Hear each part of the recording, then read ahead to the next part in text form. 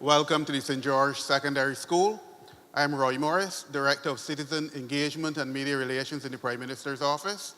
Before we get going, let's return.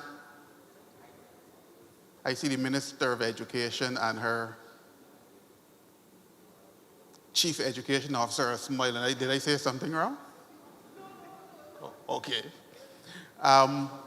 Again, welcome to the St. George Secondary School. By way of housekeeping, over on my far right, Alex Downs and Darren Yearwood from the Prime Minister's Office, they are the ones who are going to take your notes ahead of speaking. So if you intend to speak tonight, the first thing you should do is go over to them, register with them. Once you've given a number, come back and take one of these seats in the middle here beside the microphone. This is designed so that we have order, and at the same time, so you're not standing the entire night waiting to speak. So once you come back, just take a seat. Once you've spoken, you can get up from, once you've spoken, you can move away from the mic and sit anywhere else you want in the auditorium, right? So that line of seats is strictly for people who are speaking and for those who have already gone and registered. And once you've registered, you'll be given a number, and you should know what number you are. So if you're number 7, we don't expect you to rush to the mic first. That having been said, this is St. George Speaks. It is your opportunity to interact with your MPs, with the Prime Minister, and with other members of the Cabinet, as well as senior public officers who are here to hear you, to assist you, to answer your queries, and to provide you with information generally about the functioning of your government. At the head table is Prime Minister, the Honourable Mia Amor-Motley. On her right is MP Dwight Sutherland, and on her left, MP Tony Moore. With that having been said, Prime Minister, do you wish to say anything, or do you go straight into, you've just had an hour press conference, so I'm not sure if you want to speak some more before we start. I'm not a glutton for punishment. Good evening. The floor is open to you. So number 1, to the mic. State your name first, then continue.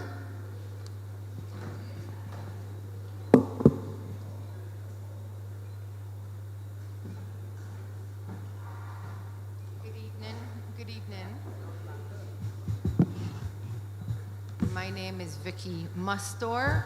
I'm from Airy. You might have to speak into the mic because you're not here. My name is Vicky Mustor. I'm from Airy Hill, St. George. And I am here with a couple of my neighbors. A few more people were coming, but I guess we got through too early. But the issue that I'm here to speak about mainly we have signed a petition, 204 people, and we sent a written complaint to your office and also to the Town and Country Department. We got no results from the Town and Country Department, so we have appealed to Tony Moore, who has came and looked at our issue, which is mainly the block road. The road in Airy Hill that has recently, over the last year, 2 years, almost 2 years, which has been blocked. It is a public road, well, not a public access road, dating back over 100 years old. It has all the infrastructure for Airy Hill. The majority of the transformers, wires, electrical, it has internet, everything. Even the pipes in that road are over 100 years old. And the people that have blocked it, they built a house. A house was built, which they inherited, and they discovered that they paid the land tax for that road, and thought then that they can close it off. They put up signs, no trespassing. They put up a fence, and they say the reason that they did it was because the people were complaining about their dogs. So, Why this road is so important, it is mainly important to pedestrians more than vehicles. And it is the artery that is used by pedestrians from as far as Flat Rock that come through Airy Hill to Charles Road Bridge to catch the bus. And it mainly affects school children, elderly people, people who commute to and from work by using the bus. And also I've had complaints from workers in the National, what do you call it again? National Assistant Board, because Airy Hill has a large elderly population, and therefore people have to come out and help. And there's one woman that I spoke to, and she said that no one else wants to do Airy Hill because the roads are so bad. The commute now, because of that blocked road, is an extra kilometer, and the roads are lonely, they're overgrown, especially at this time of the year. And the major problem with the other road, which is over a kilometer long, that would replace that short 2-minute or 1-minute walk, has a dip where there's a pond, and another neighbor has built a fence and dammed the road, so they dammed the water course. So at this time of the year, the road is permanently full, and when it rains, I have footage I can show you. It is a pond.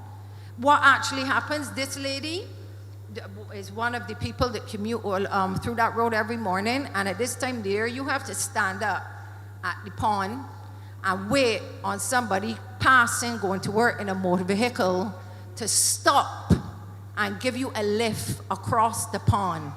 And then you could get out and continue your journey, the extra 1 kilometer along the road to get the bus.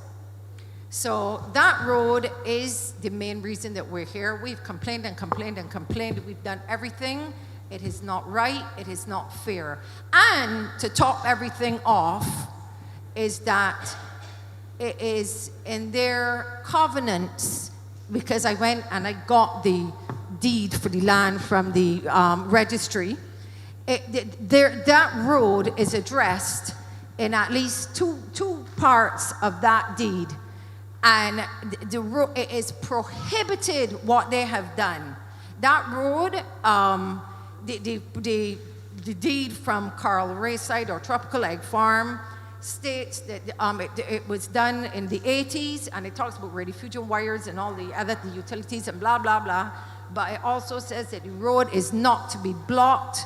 It is for people to use. Back in those days, they said laden, unladen, vehicles, commuters. What they have done is absolutely illegal. I've spoken to many attorneys, and every single one said that that gate is illegal. And I cannot understand why 2 years later, I'm still having to quarrel about this. And that is all I have to say. Have a good night. I missed the last part, so cool down, breathe again, and repeat the last minute. I forget. If you forget, you put me in trouble. No, it's been 2 years, So- 2 years we've been fighting to get this reopened. Okay. Well, the truth is that your MP spoke to me about it a few weeks ago. I know. And we've started to put things in train. But I didn't feel that I should stop you from explaining fulsomely, because I could have done that within 2 minutes of your starting. But I felt that it was important that you express yourself, because the truth is that this is not the only instance of it happening in Barbados. And we need to be conscious that people, regrettably, are taking things more and more into their own hands and doing things that they may not necessarily have the authority to do. Whether they do in this case or not, I can't pass judgment because I don't know enough about it. But I know that the MP raised the matter with me about, 4 or 5 weeks ago? Maybe my brain is a little fuzzy now, so you would appreciate. But I let her speak, and suffice it to say that one way or the other, we are committed to giving you access. Whether that is going to be having, and the Attorney General, in fairness, is on his way. Cabinet finished I had to go back into cabinet after the press conference, which is where you see most of these people and myself in the same clothes. So the AG is on his way, but I want to give him the option. It will either be the AG or the Minister of Housing acting, one of the two.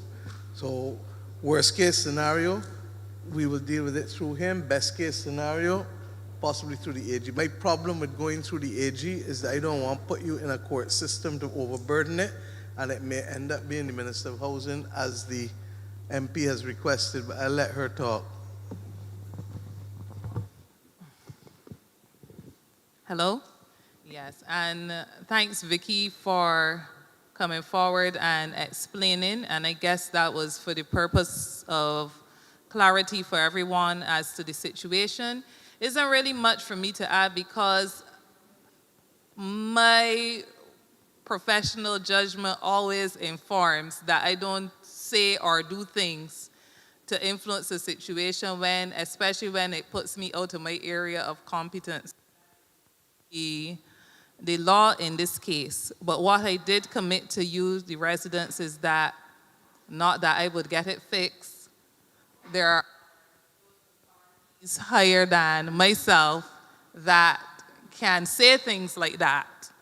But what I did commit is that examine it carefully with the Tongue and Country. I know that you said that Tongue and Country didn't respond, but part of what the findings we had, the team from the executive branch that went and visited with the residents, there was information that you produced was passed on to Tongue and Country at the time, the deed and so on. So now that we are in a position of fuller information, and that's following the interaction, I'm sure that all parties that have responsibility will do whatever they have to. And you would hear that the mention was made of 2 years that they have been fighting it. And no doubt you would have seen, for those who might have been following in the newspapers, that there was a previous comment that would suggest that the MP wasn't doing anything. But even in the union system, and I explained this to the residents as well, if you come for help and then you go pursuing matters legally, there's something saying know your place. So I will stand back and let the law do what the law has to do. But once we recognize that there was some effort to get resolution, minus having the issue swamped within the legal system, then that is where at the level of the constituency branch and my representation that we've advanced the issue. So that might explain to hearing about the 2 years and 2 years why it has taken.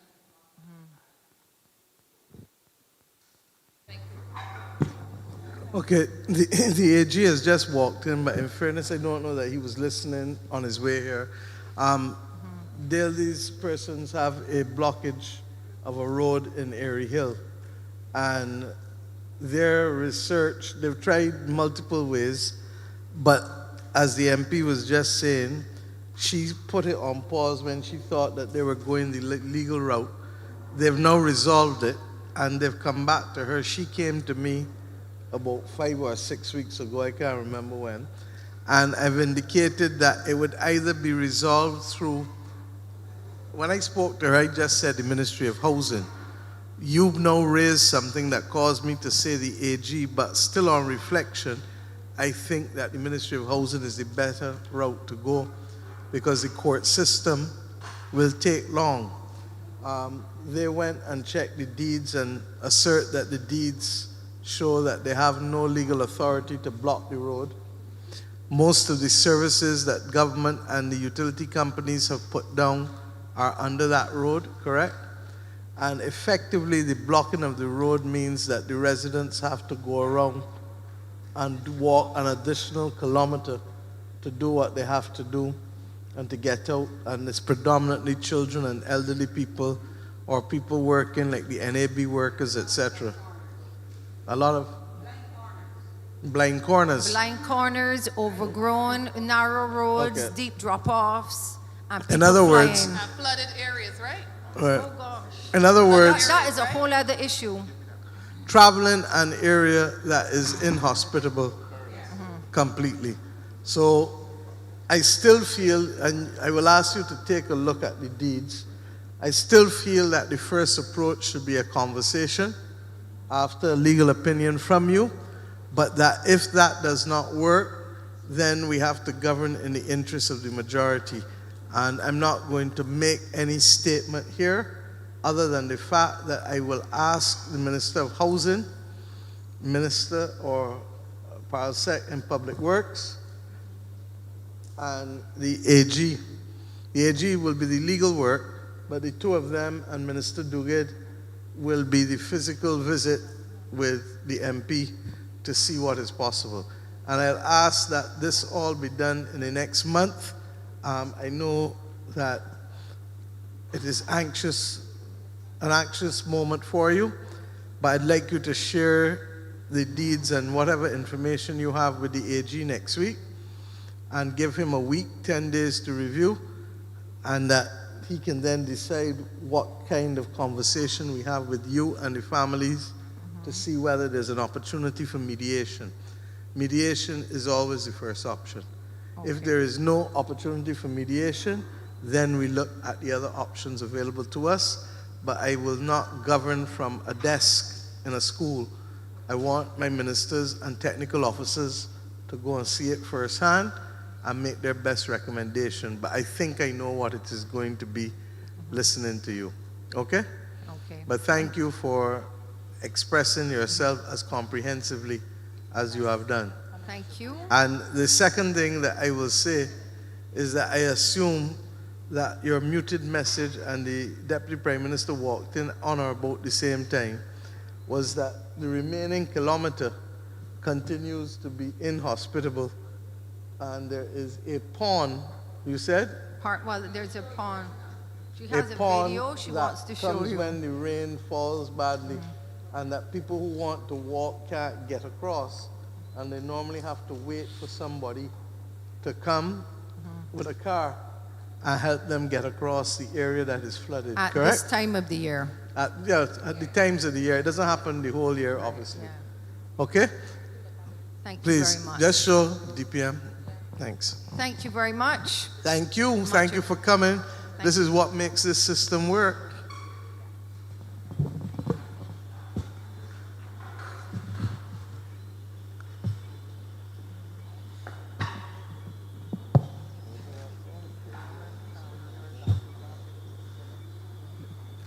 Good evening to the panel and residents of St. George.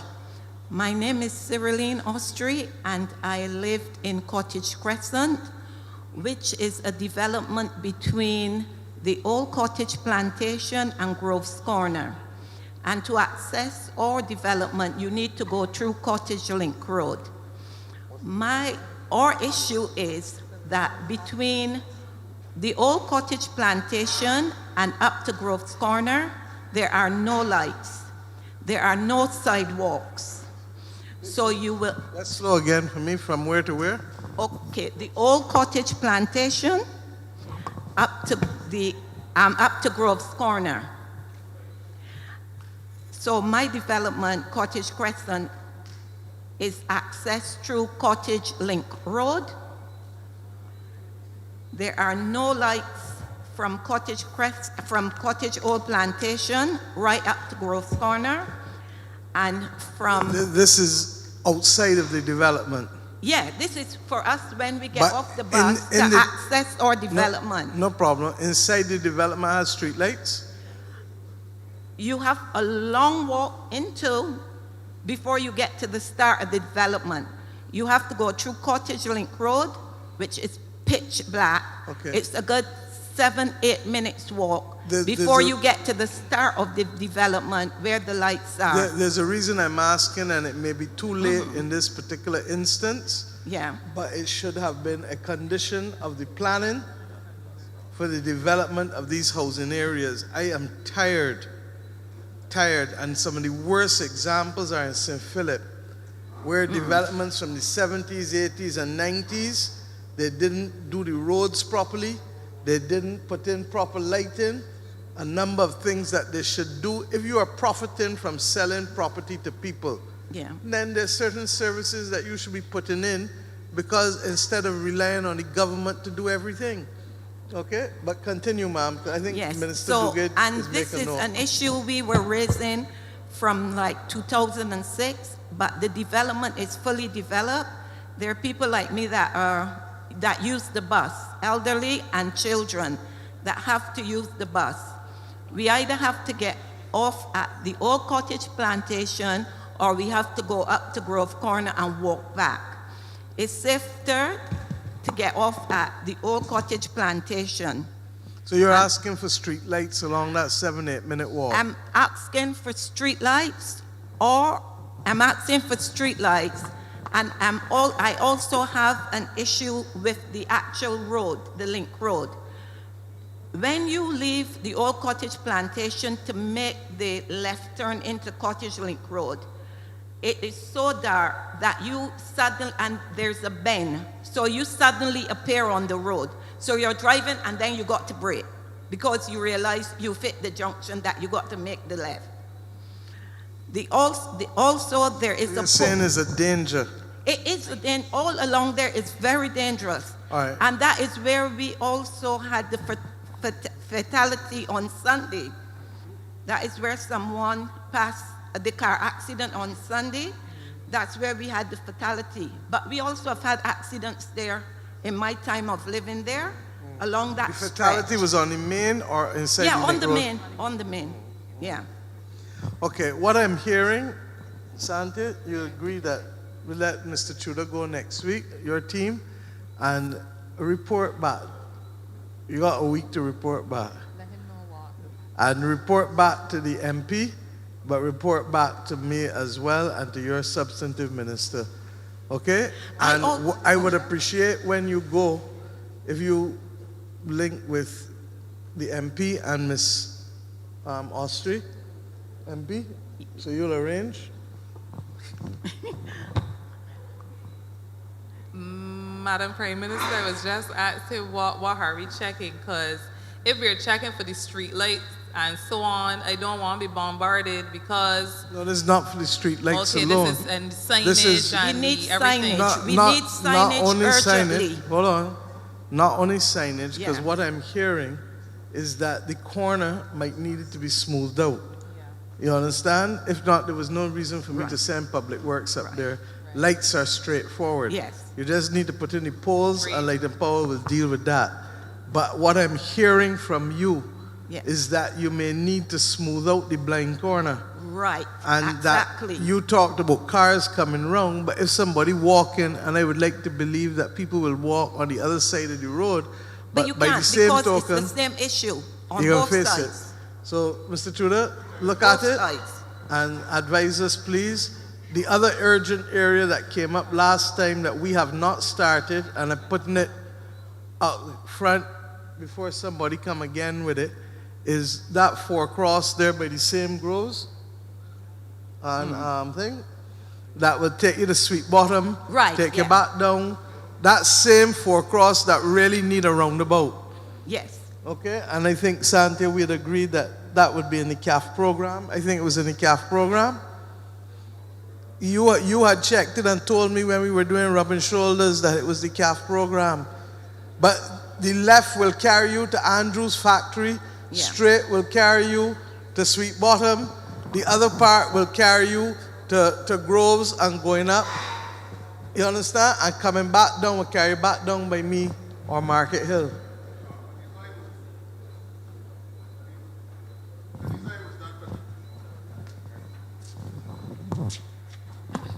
Yes, good evening, everyone. A design was done for that for Cross Junction a few years back, about 5 or 6 years ago. It was done by the ministry. A draft cabinet paper was also done at the time and was sent to the Ministry of Housing for the determination of, as it relates to the land that was to be acquired. Nothing more has been done with that so far. We will have to more or less recall the file and see what status is at. But a design, as I said, has been done. Yes, ma'am. Oh, Lord, look at this. But I want to tell you what I want to tell you on mic.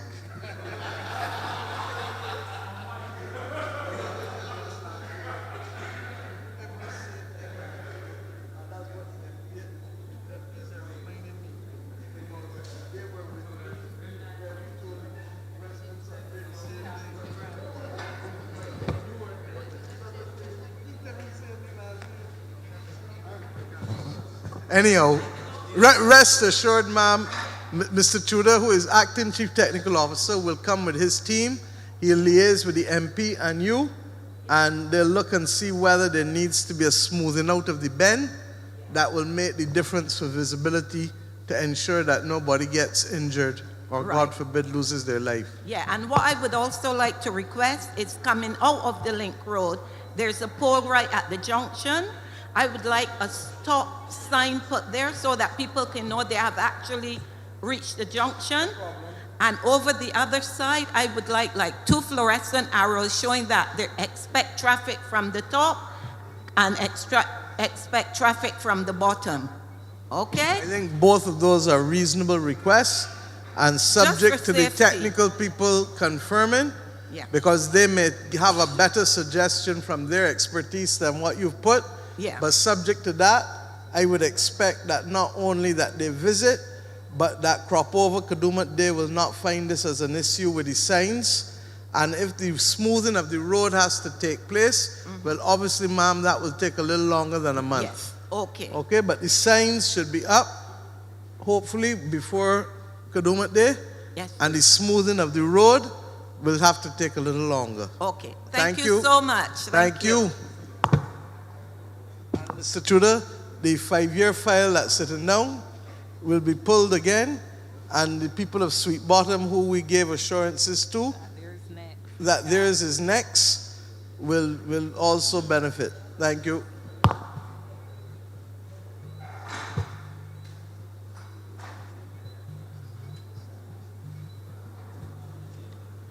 Yes, sir. My name is Jonathan Cullimore. My name is Jonathan Cullimore. Cullimore. Yeah. And you are from where?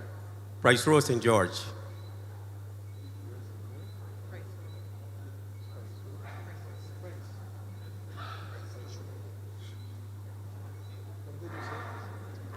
I would like to draw to your attention something that happened. I was being sent to a house for one of your agency to do a roof repair. I will not mention where the house is because I know Bajans. They can drive past it by tomorrow morning to see what it is and see what it looked like. When I get there and I step in the house, I almost cry. It's a house that built in the, I would say, the 18th century, where you don't use a beam. You send cross 2 pieces of wood, and then you pack some wet mortar. That's the type of area. Or 3, they go up through the house. I could have hugged the roofs, the roofs. I near cried. The galvanized in this house wasn't supported with any wooden structure. It was just rest like this here. Because, you know, if you put anything standing up, leaning against each other, it will stay up.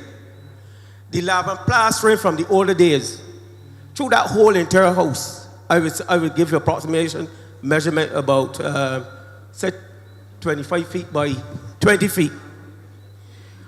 Ma'am, as I stand up here, right, I just don't want to get too emotional about it. Right? On top of the house is a dump tree growing. For that lady to get out of that house, in case of anything, she would have to walk a distance from here to the door. Now, I asked the lady, ma'am, who went? She said, well, some people went, and a very nice lady, you know. She talked to me pretty nice. And I said, what is the do? They come with papers and they write up. So I said, so they sent me to write up. I was so angry, ma'am. None disrespect. I called the agency next morning. I tell the lady, listen, you only want me to put on a roof, you want excavator. I couldn't believe in this. Look, listen, the amount of leaves that was in the house could have full about 6 plastic bags. The whole entire opening in the house is just like that. I could have stand and look up in the roof. Look straight through. So, Mr. Kalama, what you're telling me is that the house needs rebuilding? Yeah. That what you're really telling me? I use the word excavator. Yeah, that's what you're really telling me. But I can't tell you from in here. Yeah. So here's what's going to happen. See Senior Minister do get there. He can go with you, and he can go with the agency, and they're going to report back to me within a week, 10 days. Well, you understand? A week Monday, give me back a report, and let us see. The other thing you have to do is to make sure that the lady eligible. Once she is, then a problem. If she isn't, then she'll be eligible for partial as opposed to full. She said to me that she tried to do it as most on her own. As most Belgians trying, and I could tell you, with the price of building material, your government department will have to start going through this thing on a more pressing way because the price of material ain't easy. But what I was trying to understand from you is the bad work that she had done. Was that done recently, or that was how the house was built? That is work that was done all back in 18 somebody. Oh, so in other words, she was a victim of poor construction. Right. And obviously the house ain't resilient enough to stand up to nothing. You can't put on a roof on it. I got you. No problem. Let's William, carry the agency and let's look at it and see what's the issue and have the social survey done on the lady so we can make a decision as well. Okay? Yeah. But I thank you. Last year you came and talked about enough things too, didn't you? Yeah. I remember.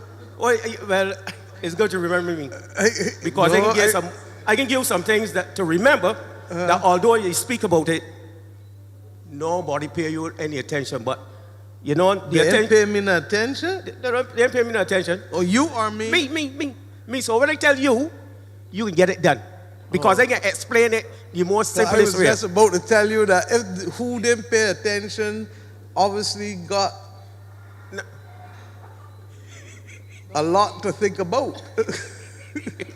Well, there's some simple things, ma'am, that I realized that happen in your housing development. As I move around Barbados, every time some person move in a house, the washing machine outside cover down. Now, there's a simple way of solving that problem. Everybody after a certain time want this corridor area. That corridor area, instead of running the partition straight and put on doors, if you run the partition straight, that washing machine can be very valuable to you when you come home 2/3. You put the clothes, not go outside and pull off a piece of plastic from off the washing machine. Right through those development where you have the national housing 20 by whatever. You're seeing it. And not only that, hurricanes getting stronger and it can make you miserable. I one time had to deal with a lady that was confined to a wheelchair. When I get to the bathroom, I said, listen, first you gotta get a van, you gotta get everything. You know what I tell them? Open up this bathroom, build the walls with 6-inch blocks, cover the bathroom with 5 inches of concrete, let the gable roof thing, if there's anything, push out the washing machine, and the family move in there. You ain't gonna wait. I tell them, listen, if this roof come off, concrete roof come off, when I look out, they show me the houses. Because with that type of modern day approach, families would not have to go into shelters because you already have your bunker there that would be much more resistible to hurricanes. All of a sudden, too, I realize everybody like to eat from the house. Let the engineers in here tell you what percentage, because of overhanging heat on the house, that the pressure that it will come on to to compare with a flush. If all the churches and all the houses down in Bank Hall have concrete roof in the patio, and then you have a normal roof. What we are doing, we are connecting the patio roof onto the main roof. That is wrong. Down there, bottom of District C police station. I said, these people serious? You have... You mean the ones that your last government do?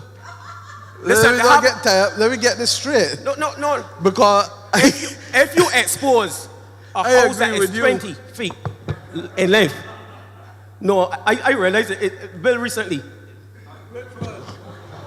No, it built done recently. Bottom of this. Which ones? Because on the left. The one that hit roof. Yes, going down. On the left from District C? Yeah, when you come down the hill. That done by the last government. Don't get tired. That's Don't get tired. Well, that's ignorance. But suffice it to say, I'm making a little sport Yeah. just to get people attention. And that's how you sometimes got to get people attention. I want you to pause for a second and I want people to listen. Because that's why I talk too much about in the press conference this afternoon. If we don't take responsibility for how we building and for what has been built, we are going to be in trouble in this country. There is no part of the world that is being left out of this climate thing, this climate crisis. You spoke just now about overhang. Yeah. And we all know that there have been too many houses built in the last 50, 60 years with a 12-inch and a 8-inch overhang that you don't need. That overhang only give the wind somewhere to hook onto and to lift up the roof. Ma'am, is a simple way. And the truth is, I always grew up with my father telling us as children about the cowshed principle. That wind is coming from the east and God get out from the west. Yeah. And that is why a house that actually has the capacity, and that's why the older people used to use the hoods, the sash window, the wind blow through and come out on the other side, the gable roof intact. The rain ain't coming in because the hood blocking the rain from coming in. There was wisdom in how the people used to build before. And whether it was small chattel houses or large bungalows with a hip roof, there was wisdom in the use of the windows, the sash windows, the hoods, because look at here. If the rain start to come in here, you got to close up all these louvers. And stay when in truth and in fact, look at any building built before 1960, and you see that they would have sash windows that could at least ease a little bit. And even long windows, instead of them coming across, they might just ease and bring an angle so you still get some breeze. 6 inches at the top, open, 6 inches at the bottom. You make sure that it is the right way so that the rain don't come in at the bottom, and you have little breeze and ventilation going through the house. Look at all the old chattel houses and see the fixed louvers in the roof. I like? Yeah. Study yourself. Yeah, the fixed louvers, a little window. Yeah. And you wonder, why them put that window up at the top there? Because the wind coming in and it going back out. So that there's no pressure building up to take the roof off. I would like to explain that one to science wise. Please, because I know you are an engineer in a way that I am not and will never be. Once you have a roof and the sun hit on the sheets, the heat up in there, if you don't have those 2 windows, it will compresses the cool air and got it pretty miserable on the inside of the house. So those 2 windows, one side and one the next, as the hot air builds up in there, it would blow through and take out that air. Now, most of the houses now don't have that. So you have a sash window that is this length and air only coming in at this.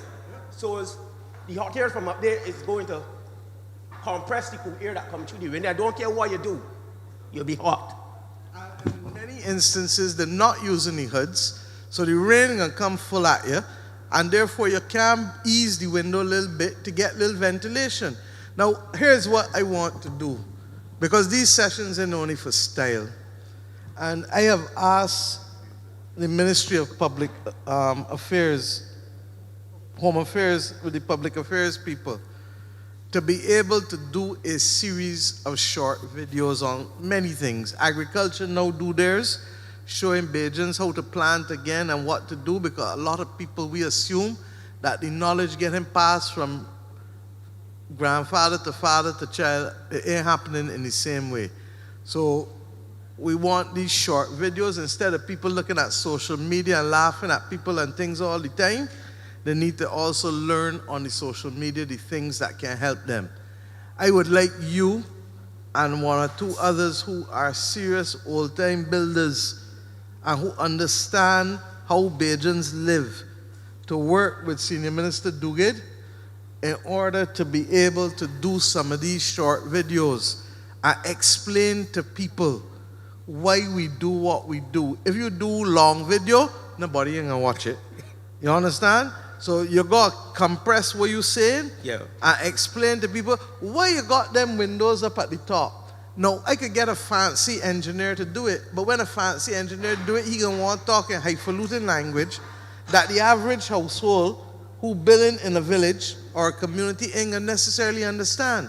So I want you to talk just as you talking, and to keep it simple and to break it down for the average household, so that Bajans understand that when we ask you to do these things now, it's not because we want to put pressure upon you, but because we want you to be able to live in your house and save your house. You want to know why blocks exist? The same hot air that he talking about.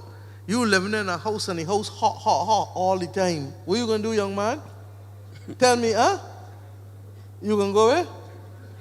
Turn on the fan? And when the fan ain't working, what you going to do? Because the fan going to circulate hot air. You're going to go outside. You understand? And that is exactly why blocks develop. You ever see a block in the hot sun? A block always got trees or shelter or a little shed roof, because people gather where it is cool. And if it is not cool, you see, they're going to run from it. Why you want people to take hurricane serious? When a hurricane force wind hit one side of a house, it creates a suction on the other side, which means it makes the pressure much easier for the structure to move. So don't care what you do, any measure at all to minimize the pressure on the house, you have to do it. Because I see and I know that although that you can have wall houses, as a guy tell me what happened in Grenada, I had to ask the gentleman 10 times what he mean. He tell me there was a way how engineers or whoever thread the steel through the center of the rafter. Now, because that it only want half of the wood to move, he tell me the wind take up the whole and lift it. So now what the engineers here are doing now, instead of going through the rafters, they go over, which makes sense. Anybody do anything different? Looking for problems. So here's the deal. You're going to meet with Senior Minister Duguid. He's going to find an engineer or two as well, create a small little group, and you're going to come up with about 6 or 8 short videos for me.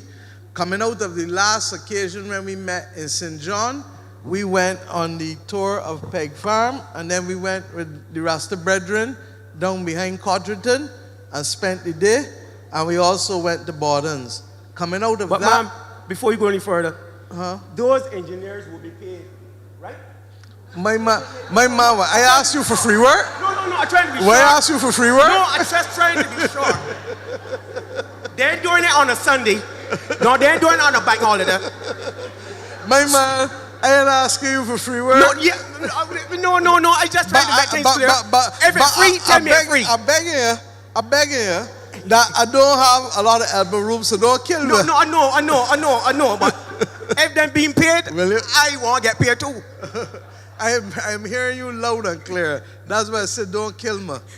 No, but all jokes aside, look, it's a service that Bajans need. Yeah. And it is my judgment that we need somebody to break it down for the ordinary household, like how you break it down. No problem. You understand? And once we can work together, you got to work with your civil engineers too, make sure that the advice is sound, for everybody, and we go down the road. All right? No problem, ma'am. Thank you, Mr. Kalima. All right? Take care. Okay. Who's next?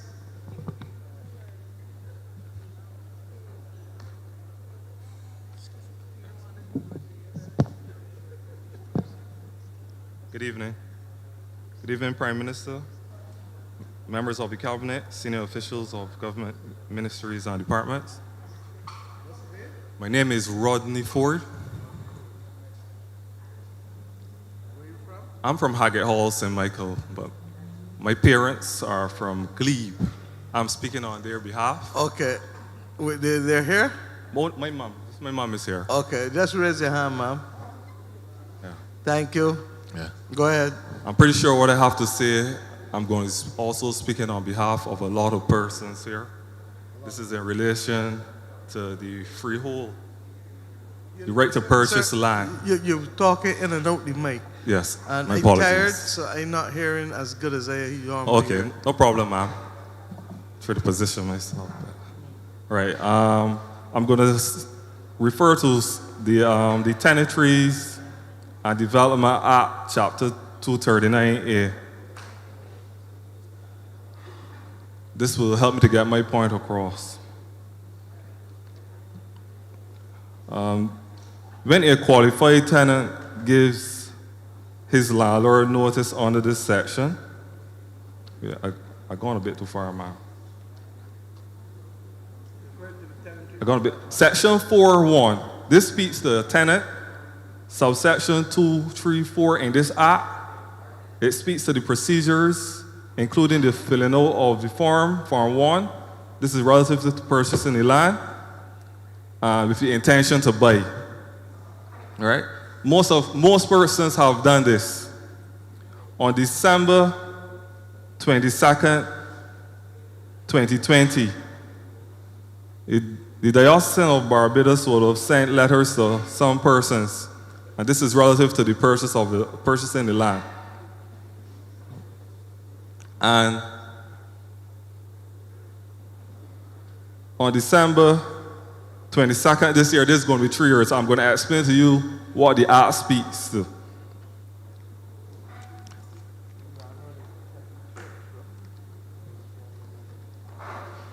The act speaks to a time limit.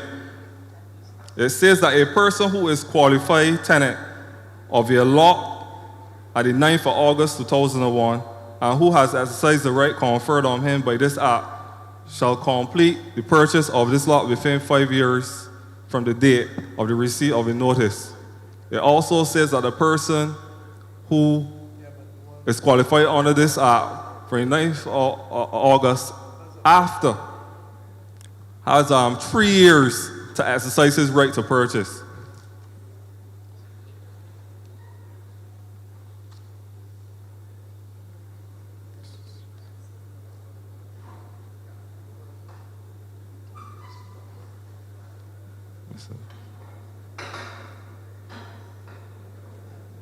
Fail to exercise this right. Where a qualified tenant fails to, or refuses to complete the purchase of the freehold and lot which he is the tenant within the time specified at Section 10A, the right of the tenant to purchase ceases. This is simply saying, ma'am, that persons who would have received this letter on the 22nd day of December 2020 have 3 years to exercise their right to purchase this land. Some persons will have 5 years. Some persons will have 5 years, but a lot of persons will have 3 years. If this right is not exercised, a qualified tenant who purchases land and ceases to do so, the tenant has carried out a substantial improvement to the lot before the cessation of the right. The landlord may apply to the magistrate court under Section 7.6 for an increase in rent to reflect the improvement value of the current market rates of the property in accordance with this act. It's simply saying, right, that come December this year, if the conveyances are not finished, the diocesan, who are the vendors for this land, have that right. I hear you, but I want to assure you that the church to which I belong is not an immoral institution. I have every confidence that even though they have taken their time, that they will not seek to exert on you an improper right. That time has expired, not due to anything that you have done or not done, but due to their failure to act with dispatch. Now, if it were ever to happen, that is why the Minister of Housing and the Attorney General are also empowered with the ability to correct wrong things.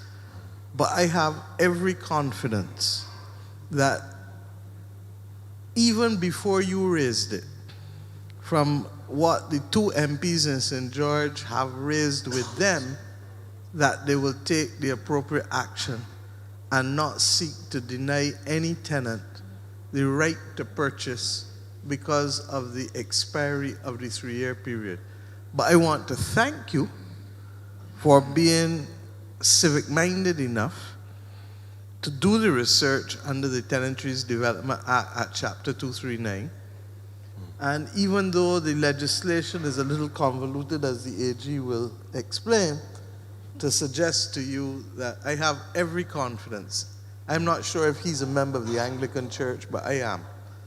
And I have every confidence that the church to which I belong will not take advantage of people when they are the ones who have not proceeded under the law. AG?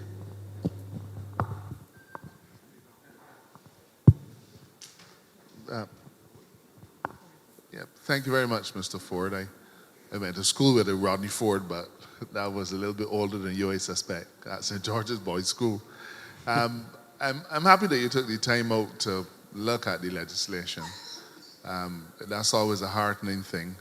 But I want to suggest that you interpreted it in the way that I would recommend it be interpreted. You see, when the Act, Section B says where the qualified tenant fails or refuses, the law will interpret that as being a failure on the part of your mother. Okay? So fails or refuses puts the burden on your mother, and it is really saying where through your fault you do not complete, then you lose the right to purchase.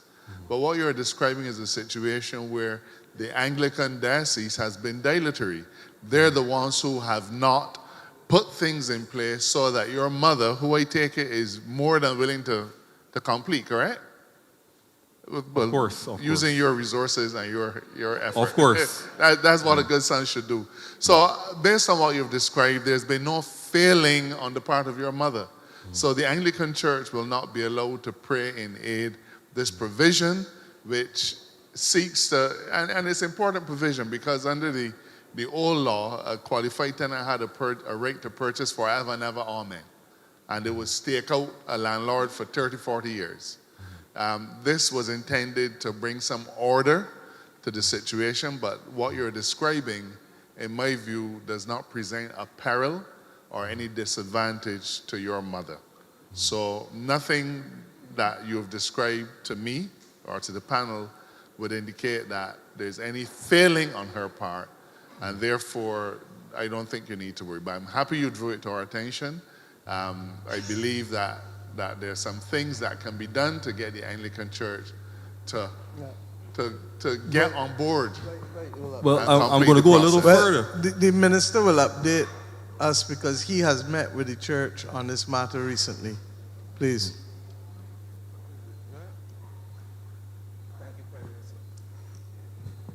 Thank you, Prime Minister.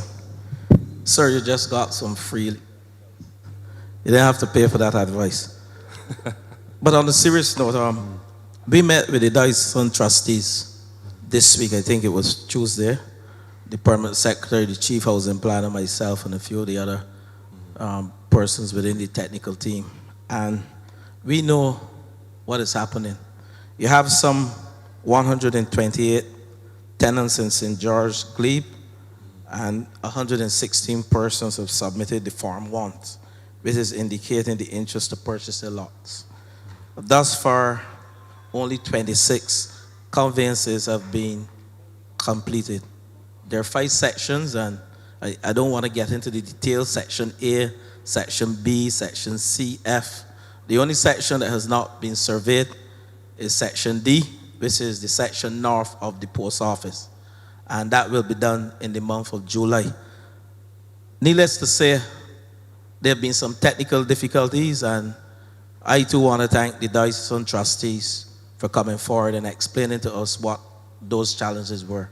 But I can say to you without a shadow of a doubt, we have a way forward, and this year, within this financial year, you should be having your asset that you can leverage, either to the bank or wherever you want to. Anything else, Prime Minister? I don't think this. No, I really want to thank you and the MP for St. George North, who has now indicated she wants to say something. But this issue has been unresolved for too long. The 2 MPs, and it so happens that this MP is also Minister of Housing, are doing their best to make sure, and the instructions that the Cabinet has given them, not just for St. George. That's why the lands where the government is renting to people like Welch and St. John, that we have indicated, let the surveys be done and let us transfer. Minister Griffith is here, and your letters have gone out to the people in Welch too, haven't they? And people have started to buy. People started to purchase and get the conveyance, because the government is not interested in Bajans being tenants. We are interested in Bajans being owners. And we as a government have therefore put the money in wherever we have to do the surveys, because you can't convey a plot that has not been surveyed. And mercifully, we have been able to do it. The church has a number of glebe properties, and they are now trying to do it. So I want to thank the 2 MPs for sitting on top of this and making sure that we will not go into another term with issues like this unresolved for the 128 of you in St. George. General Sec? I just wanted to say on that note, the matter that you raised, Mr. Ford, and the AG explained it quite well, is if your mother refuses or failed, that's where the problem would be. So I just thought that I would use this opportunity again to say to people, fill out the forms, complete the forms so that you can get the whole process towards purchase the Form 1s on the way. I think that the minister, it would be useful for the Minister of Housing to point out of the lots surveyed so far, how many people have actually come forward to indicate, because you said most people, but that, I don't think that's the information that 116 out of 128. And how far is the process? Completed. Okay. Okay, so that's the updated information from Tuesday, because we really need people, if you have the opportunity, don't turn down a good opportunity to become an owner.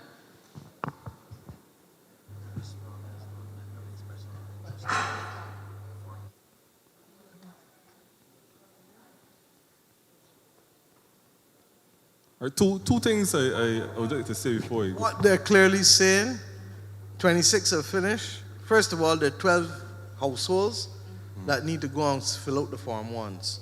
I would like to urge the MPs to find out which those 12 are and go after them, and if there's an issue, because they may just need somebody to talk them through how to fill out the form. But the bigger issue is that if you've only had 47 responding to the diocesan trustees and 26 completed, that means that is 73. which means that there are 27 plus the 28 is what? 55. Okay? 55 people who have now, of which 12 have not started. So 43 people have to come forward and get their things finished, and the other 12 need to start Reform 1. Okay? But we need, and the minister has met with the church, he understands what their delays have been. We've put some alternatives to them, and we hope that they will respond so that you will not have to worry about any time period, not even if the law is not saying what you think it says. Okay? Yes, please. But just 2 points before we go. Like you, I do have faith in the church. I grew up at St. George Church. I've been in church there for years. My point here is to simply highlight that possible loophole to ensure that there's no wrongdoing. Not by the church. Yeah. Not by the church. But by the tenant. And Not that by the means church. a public service announcement to people, letting them know, because in this instance it is the church, but in many instances the landlord is private. And therefore people need to know that they have a defined period within which to act when certain circumstances are done. So Dwight, you can make sure that there are PSAs to that effect too. Go ahead, sir. And my final point is in relation to the same issue. Since December, the blame is being, I understand what you're saying, Minister Sutherland. Since December last year, I would have spoke to the attorney at law.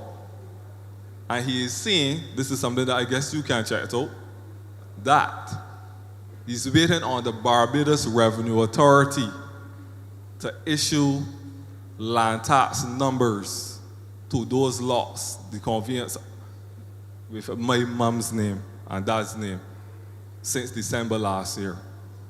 I will check on that for you, William. Can you follow up and find out from Revenue Authority? 'Cause I know people, just like people like to call the name Miaka is 3 letters, they like to call the word bra because it's easy and it's 3 letters too. And I think that's the case. You double check that for me and find out what would be the difficulty in the allocation of any numbers there too. Okay? And I would imagine that between the Chief Surveyor and Bra should be able to give you the answer, William. Okay? Thank you. Okay, Thank you ma'am. very much, Rodney. Okay. All You're the welcome. best. Thank you, Mom.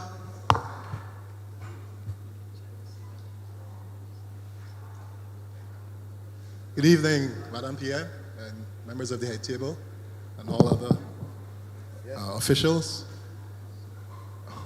Paul Bentham, Newbury St. George. My issues are not necessarily parochial. I come, well, to represent a concern in relation to education reform and the attendant consequences of the lack of. I applaud the government for pressing ahead with the recent pronouncements and action. We just concluded the common entrance a few days ago, and I note that there is still some delay in determining when that will cease. And while, plans are afoot and works are happening, and I think the consequence of what has transpired in education and the fallout, I would say, at certain levels, particularly those schools where there are clusters of underachievers. I think there's a correlation between what is taking place in terms of law and order and some of the systemic issues in relation to education. And I really do believe that we have to, there's some issues that we have to wrestle to the ground as it relates to, determining the way forward. And as a person who's worked in the justice system for 20 years and then actually in prison for a couple of years working there, and now in the school, I think I've had an opportunity to gauge some of the challenges that we wrestle with. And as a probation officer, I come across lots of persons who you know, at one point would have wrestled with issues of being law-abiding, and they find their way.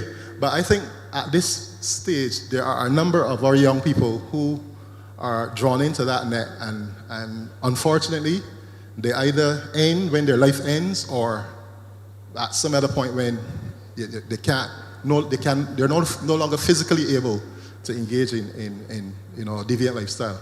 So I think my substantive issue relates to those clusters of underachievers being fed into certain schools, and which essentially have become, what should I call them? Places where negative behaviors are reinforced.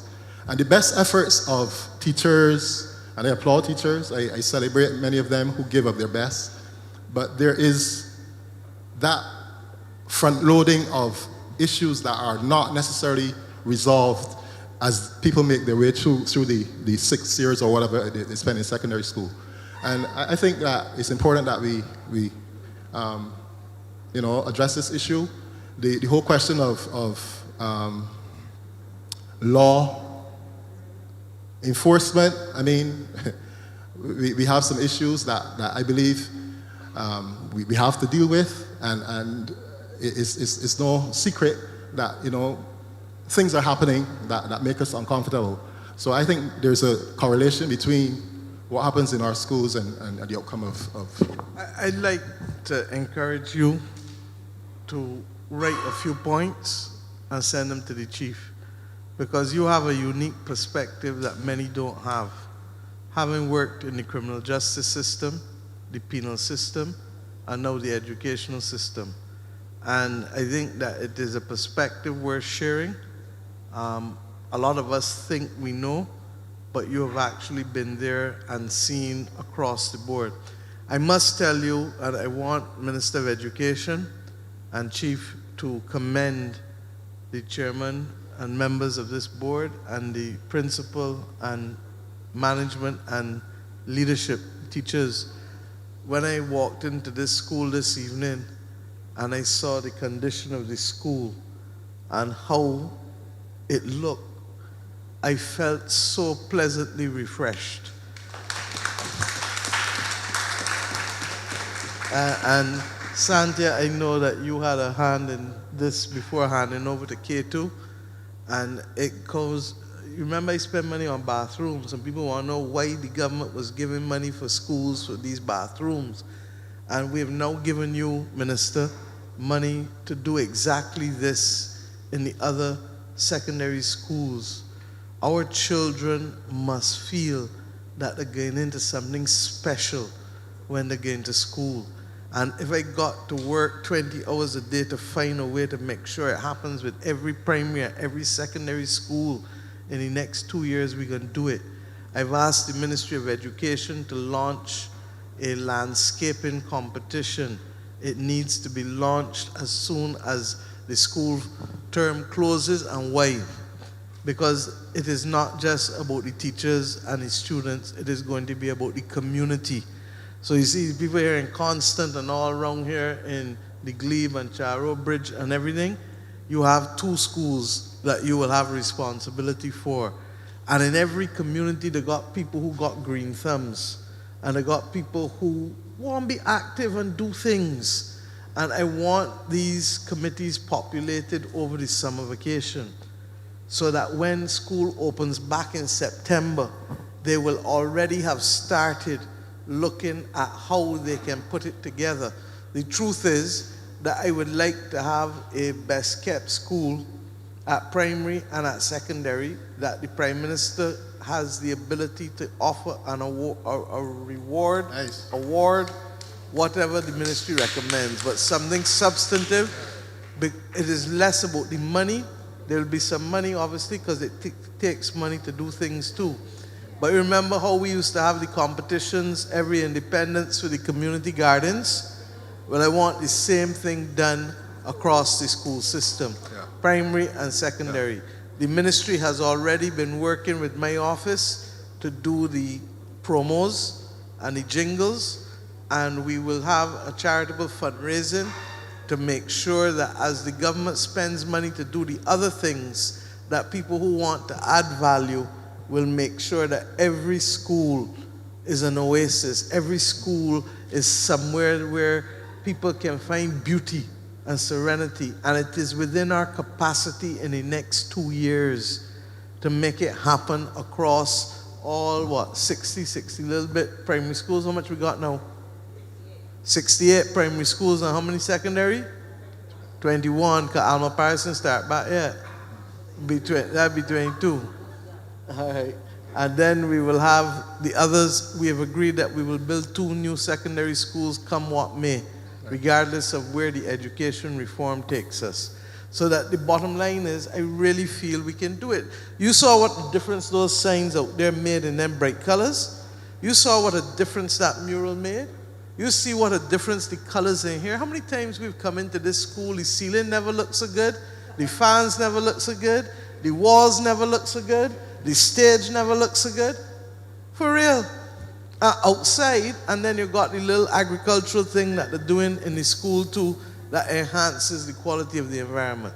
So please submit and let us move forward, and the ministry will do what it has to do with the rest of schools. But Yes. I want all Bajans across every community. If you got a green thumb and you feel that you can make a difference, when the ministry starts to advertise for what school you want to work with on a landscaping committee, and then if there are too many people who come forward, we just call a little group meeting and see who really, really want to do it and who can stay. And because it takes the effort of cooperation between you and the students and the teachers and whoever else interested in the school. We're not putting this as an additional burden on teachers, but there are some teachers who too have a green thumb and want to do it. Right. So you're not going to exclude them if they want to do it. And there are groundsmen and school meal servers who also got a green thumb, Yeah. and they may want to do it too. But the key is our schools must be places of beauty and serenity if our children are to learn. Yes, ma'am. Okay, I wanted to do this when I was Minister of Education. I couldn't get the chance. And the other thing that I wanted to do, and I'm begging them to do it for me. You see the fences? I tired spending money as Minister of Finance to fix a fence that broke down. I keep saying that in this climate as well, one plant that flourishes what? Bougainvillea. In the dryness. I never seen a body run through Bougainvillea yet. I never seen a body run through Pittosporum yet. And if you have a simple form, and the Minister of Environment is here, and I've said NCC must work with the schools, but if you have a simple format that you want to keep people from running in, and you want to make sure the people inside don't run out. So put the Pittosporum on the inside so that nobody don't get prickles when they run into the Pittosporum, and put the Bougainvillea on the outside so that when they're trying to run in, they can get the prickles and think twice about coming into the school. You understand? Yes, ma'am. And I'm not telling you take down fences where they exist, leave them, but don't come asking the Ministry of Finance every month for money for fences when you can use a nature-based solution that is prettier and that is better for the environment. Okay? Yes, ma'am. Thank you. I commend that initiative in terms of school competition, and I'm sure the MP for St. Joseph's will be happy, the school at which I'm attached, to know that we have a jump start in terms of making our compound beautiful. And finally, the whole question of community activism, I think that's important, and the communities and schools working together. We cannot build a civil society that is functioning unless there is that work between the communities and the schools and people just like me who live in communities. We have to get involved in mentoring our young people, working with them, guiding them. We can't just sit by and say young people, are bad. We have to get involved. So I urge all of us, this is our community, this is where we live in St. George North, and we need to get involved in I look forward to the advent of the government's proposal for people parliaments. People's Assemblies. People's Assemblies. We're waiting on the framework to come to get the legislative drafting done. And obviously it's taken a little more time than I thought, because we also have had to put some other priorities there with respect to drafting. And the AG will tell you that it's perhaps one of the most pressured departments in government, the drafting department. Okay? Thanks for listening. It's coming though. Thank you. Who's next?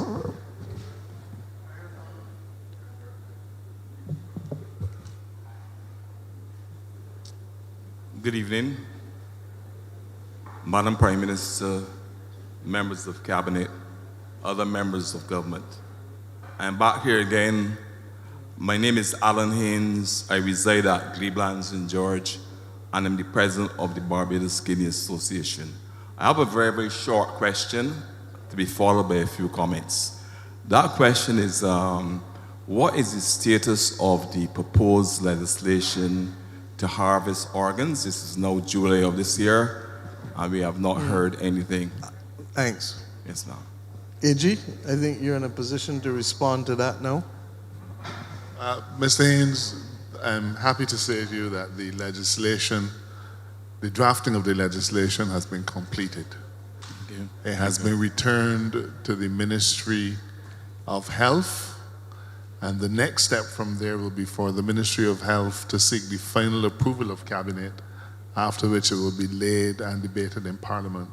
So at this point in time, there are no impediments to that bill being laid in Parliament and debated. And I believe that I'm quite sure that we reminded the Minister of Health that all of that drafting work is completed. So the ball is in the Ministry of Health's court now, but I anticipate that we should be able to get it to Parliament within the next couple of weeks. It shouldn't take long. All of it is drafted. Oh, yeah, okay. And I've certified it. When the Attorney General certifies it, it means that it is as good as it could be. Not necessarily perfect, but as good as it could be, and ready for Cabinet's final approval and for laying in Parliament. So I think that we're on the cusp of completing that very important work. And I remember that you spoke with us about it when you were here last year, and I made sure that we checked on it, anticipating that you might be here again to inquire of its status. Yeah. But I just have a few comments. Sorry, Prime Minister. That once it comes to Parliament, this is the kind of legislation that is likely to go to select committee for broader consultation. And I say that because I've had cause to repeat. There was a lot of commentary on the child justice and the child protection legislation without people realizing that the laying in Parliament is only part of the process to start the consultation process with that. And similarly, the bill that goes to Parliament will go to select committee so that you can come, and ironically, your MP is the chair of the Social and Environment Committee of Parliament. And even when Parliament is on recess, that committee is expected to start working. In fact, I think it was to have had its first meeting yesterday. And because of the national mourning yesterday, it was put off the meeting. But I would imagine that they will start very shortly. And I feel a little thing because they're getting more pressure than the other two committees at the moment. But with the grace of God, I'm sure we will get through all. And what I'd like to suggest to Barbadians, where possible, yes, you can come and give evidence, but where possible, and you can write, because it will allow us to get through the process quicker and be more efficient. And I feel your concern, because you and a number of other people that I know would like to believe that they can get, and I can tell you straight that if something happened to me tomorrow, I am brain dead, make sure I want to take every organ in my body and give it to somebody who needs it. I ain't even joking, because there is no sense in letting my organs go down in the earth with me To become dirt. when I can be of use to somebody else who wants life. You know what I'm saying? If I braid dead, you can't get the braid. If I braid dead, you can't get it. Yes. Go ahead, Mr. Hayes. Yeah. No, but all jokes aside, it is a conversation that families, and you will get all views on this. There will be some people who will say, no way. But there are a number of families in this country that will say, I want to make if I get in an accident or if I am brain dead, because there are different ways in which you can harvest, that they would want to make sure that a Barbadian who needs a better quality of life can be given it, even if I can't be given life, and go forward. Please. Yes. And I just want to make a few comments here. As president of the Barbados Kidney Association and also the kidney stakeholders across Barbados, the Barbados Kidney Association stands ready to assist the Ministry of Health in trying to change the hearts and minds of people of Barbados as we try to embark on this revolutionary piece of legislation. We have a number of panel discussions that we had recently that were held by local, regional, and international speakers that we stand ready to chair. We also had interviews with transplant recipients and donors, which we can also share. We have passed it on to the GIS, because we believe that this has to change the hearts and minds of Barbadians if this legislation is going to be successful. But just passing the legislation alone will not achieve the results. Has the potential to be a major transplant center. This will result in significant savings, foreign exchange earnings, affecting the hotel and tourism industry in a very, very positive way. I believe it's one of the few areas that we have competitive advantages. We don't have the many aging areas, but I think it's one of the few areas that we do have a significant competitive advantage, and we should pursue it as vigorously as possible. Thank you. And don't move, sir. I want to help you. Yeah. Because the first African American, and they call it African American because that's how they call black people in America, but she was Bajan. Yes. Is Bajan. Yes. And it is Dr. Vilma Scantlebury. Yes. And those who have not read about her should go on the internet and Google her. Sometimes Google is a lot of foolishness, but they will tell her the true story, tell you the true story, and what she believed in life, not to let obstacles bring her down, but to see them as challenges that she can overcome. She has done over 2,000 transplants. Yes, over 2,000 kidney transplants. Yes.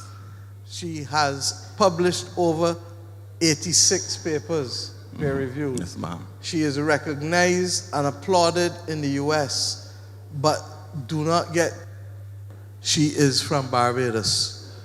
Yes. You understand? So when you are talking, we need to remind people how many thousands of, tens of thousands have benefited. But in our own part, we have raised somebody who helped bring life to many. No reason why we should not be changing our legislation, respecting the ethics that need to be respected and doing what needs to be done. Yes, ma'am. Okay, so it is enabling, it is not mandatory, it is enabling for people. And I say that because I know how easy it is to twist words from people in today's world. So thank you, Mr. Haynes, and I'll certainly let the Minister of Health know that you are also offering that the Barbados Kidney Association is willing to be part and parcel of the public education process. Okay? Yes, ma'am. But in this particular instance, it's kidneys, but one day it might be a heart. Yeah. Okay? Thank you. Okay, thank you very much.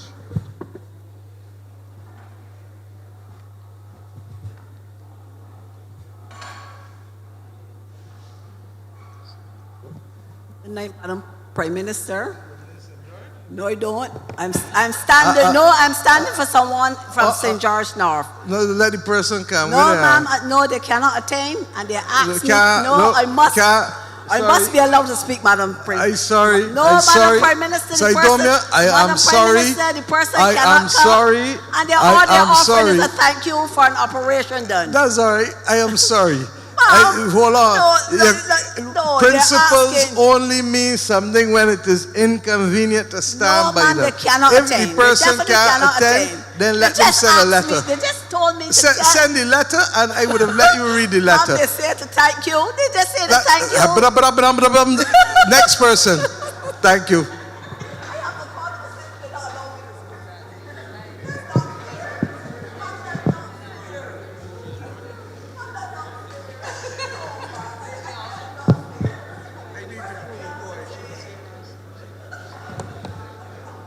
Madam Prime Minister and Deputy Prime Minister. I'm told Attorney that General. Roy is prepared to let you whisper in his ear.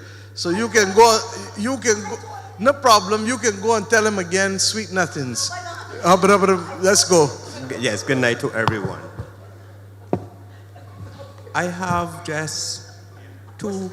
My name is Alonzo Gill. And where are you from? I'm from Cleveland, St. George. Yes, sir. And I have just two issues that I would like some clarification on. I listened carefully to an earlier speaker who spoke on the Tenancy Freehold Act, Chapter 239A. But at the same time, and like you, ma'am, who I refer to as our Mother of the Republic, I am aware that the Constitution is ground normed. And it speaks quite clearly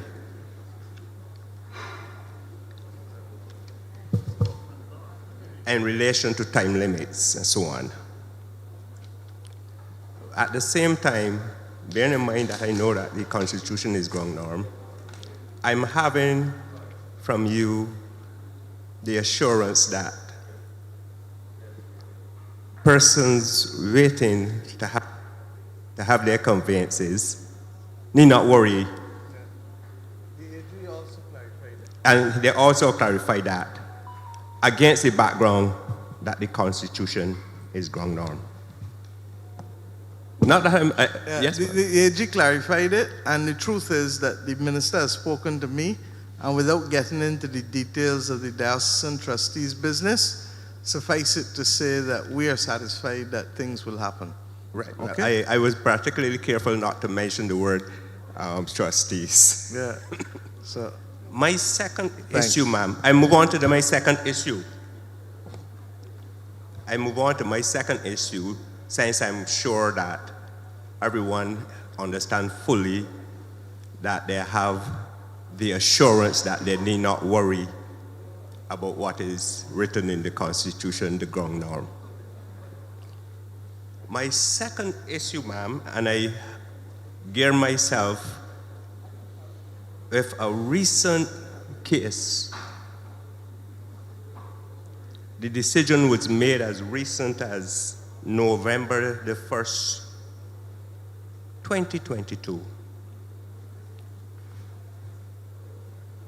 I am not going to call any names because I think I'm wise enough, but I have the case here, and I want to read not only for the persons in my constituency, but wherever they are in Barbados who is dependent on the Tenancy Freehold Act. The disposal, ma'am, where the learned honorable judge of the High Court, he made a decision, and Who was the judge again? I was particularly careful not to call names, No, I ma'am. know, but it's a public document, so you can. Oh, yes, ma'am. So it's Justice who? Justice Barry L. Carrington. And I want to read And the name of the case? the name of the case, and I can make this a document for you, if you so desire. You sound like you want to be in another place. But what's the case? I will read the case, ma'am. Is Pinder against Pyle. Pinder versus Pyle. That's Thank you. right, yes, ma'am. Go ahead. And I would want to read, just for the benefit of all Barbadians who are depending on the Tenancy Freehold Act. And I know full well that they can go and look at Hazard to understand what was the intention at the then time. But I can read what the learned judge concluded. He said, the option to purchase land under the Tenancy Freehold Purchase Act was personal to the third defendant's deceased grandmother as a qualified tenant, and consequently cannot devolve on her estate. So, if I understand it correctly, ma'am, it means that if a person qualifies as a tenant and that person dies,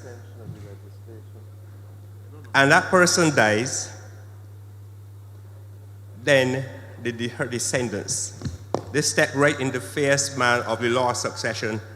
Her descendants do not have the right to purchase the property. This is in this document. If I understand it correctly, please clarify it for me, ma'am. I can't clarify what I've not read, and I won't. But what I will do is that I give you the assurance that between the Attorney General and the Minister of Housing, that I will ask them to review the judgment, and I will ask, because we can't appeal a matter that we are not a party to, but we can make a determination as to what we feel the intention of Parliament was then, but more importantly, what it ought to be today.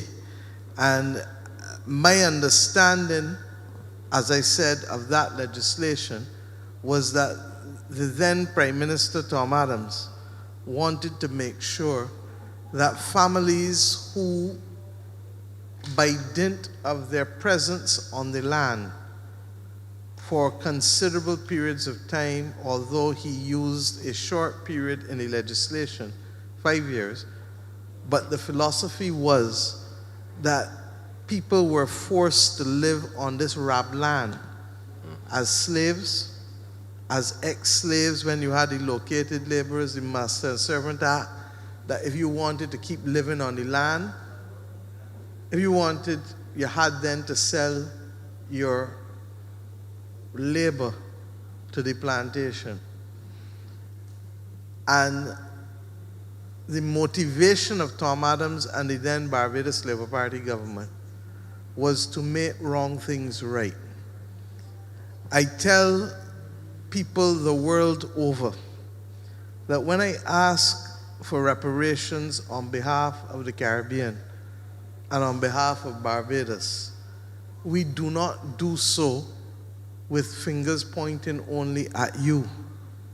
And that outside of Cuba, this country has undertaken the most ambitious and comprehensive land reform that is the envy of many, many, many other countries across the world. Indeed, when President Cardoso was leaving, coming close to the end of his presidency in Brazil, and Owen Arthur was Prime Minister, President Cardoso asked for information because they have never been able to do right by the ex-slaves' descendants in Brazil.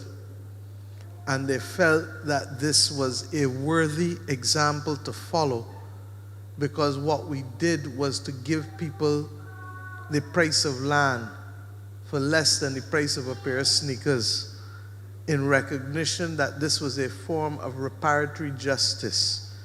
And in the case of plantations, it still is, 40 years later, plus, at 10 cents Barbados a square foot. 5,000 square feet at 10 Barbados cents is $500. And I got a lot of people who buy sneakers for more than 250 US or 500 Barbados in our country. But you can still get a whole piece of land. And it therefore meant that the motivation was that you could use the savings to be able to put towards the improvement of the house. And that because you had access to the land at such a cheap price, that you could also go to the credit union or the bank and borrow against the land as security in order to move from a chattel house that needed repairs to a bigger chattel house that repaired, or a wall house. And that is why, remember the song that Gabby Scott from the Union had? It was Gabby Scott, who in building wall in front, building wall behind. Huh? Remember that song from the early 70s? Huh? But I use his thing to tell you that.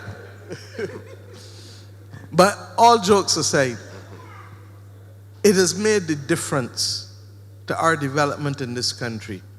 And that is why I argue that Tom Adams, if he did nothing else as Prime Minister, what he did for tens of thousands of Barbadians across the rural landscape of this country was unbelievable in anchoring them to be stakeholders and shareholders in the democracy that we have.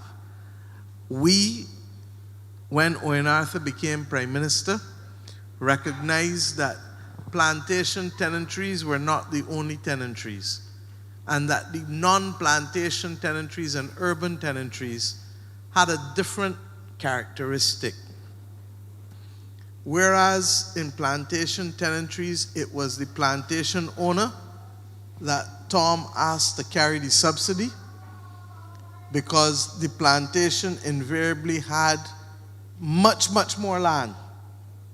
And your forebears worked that land for them for decades and centuries.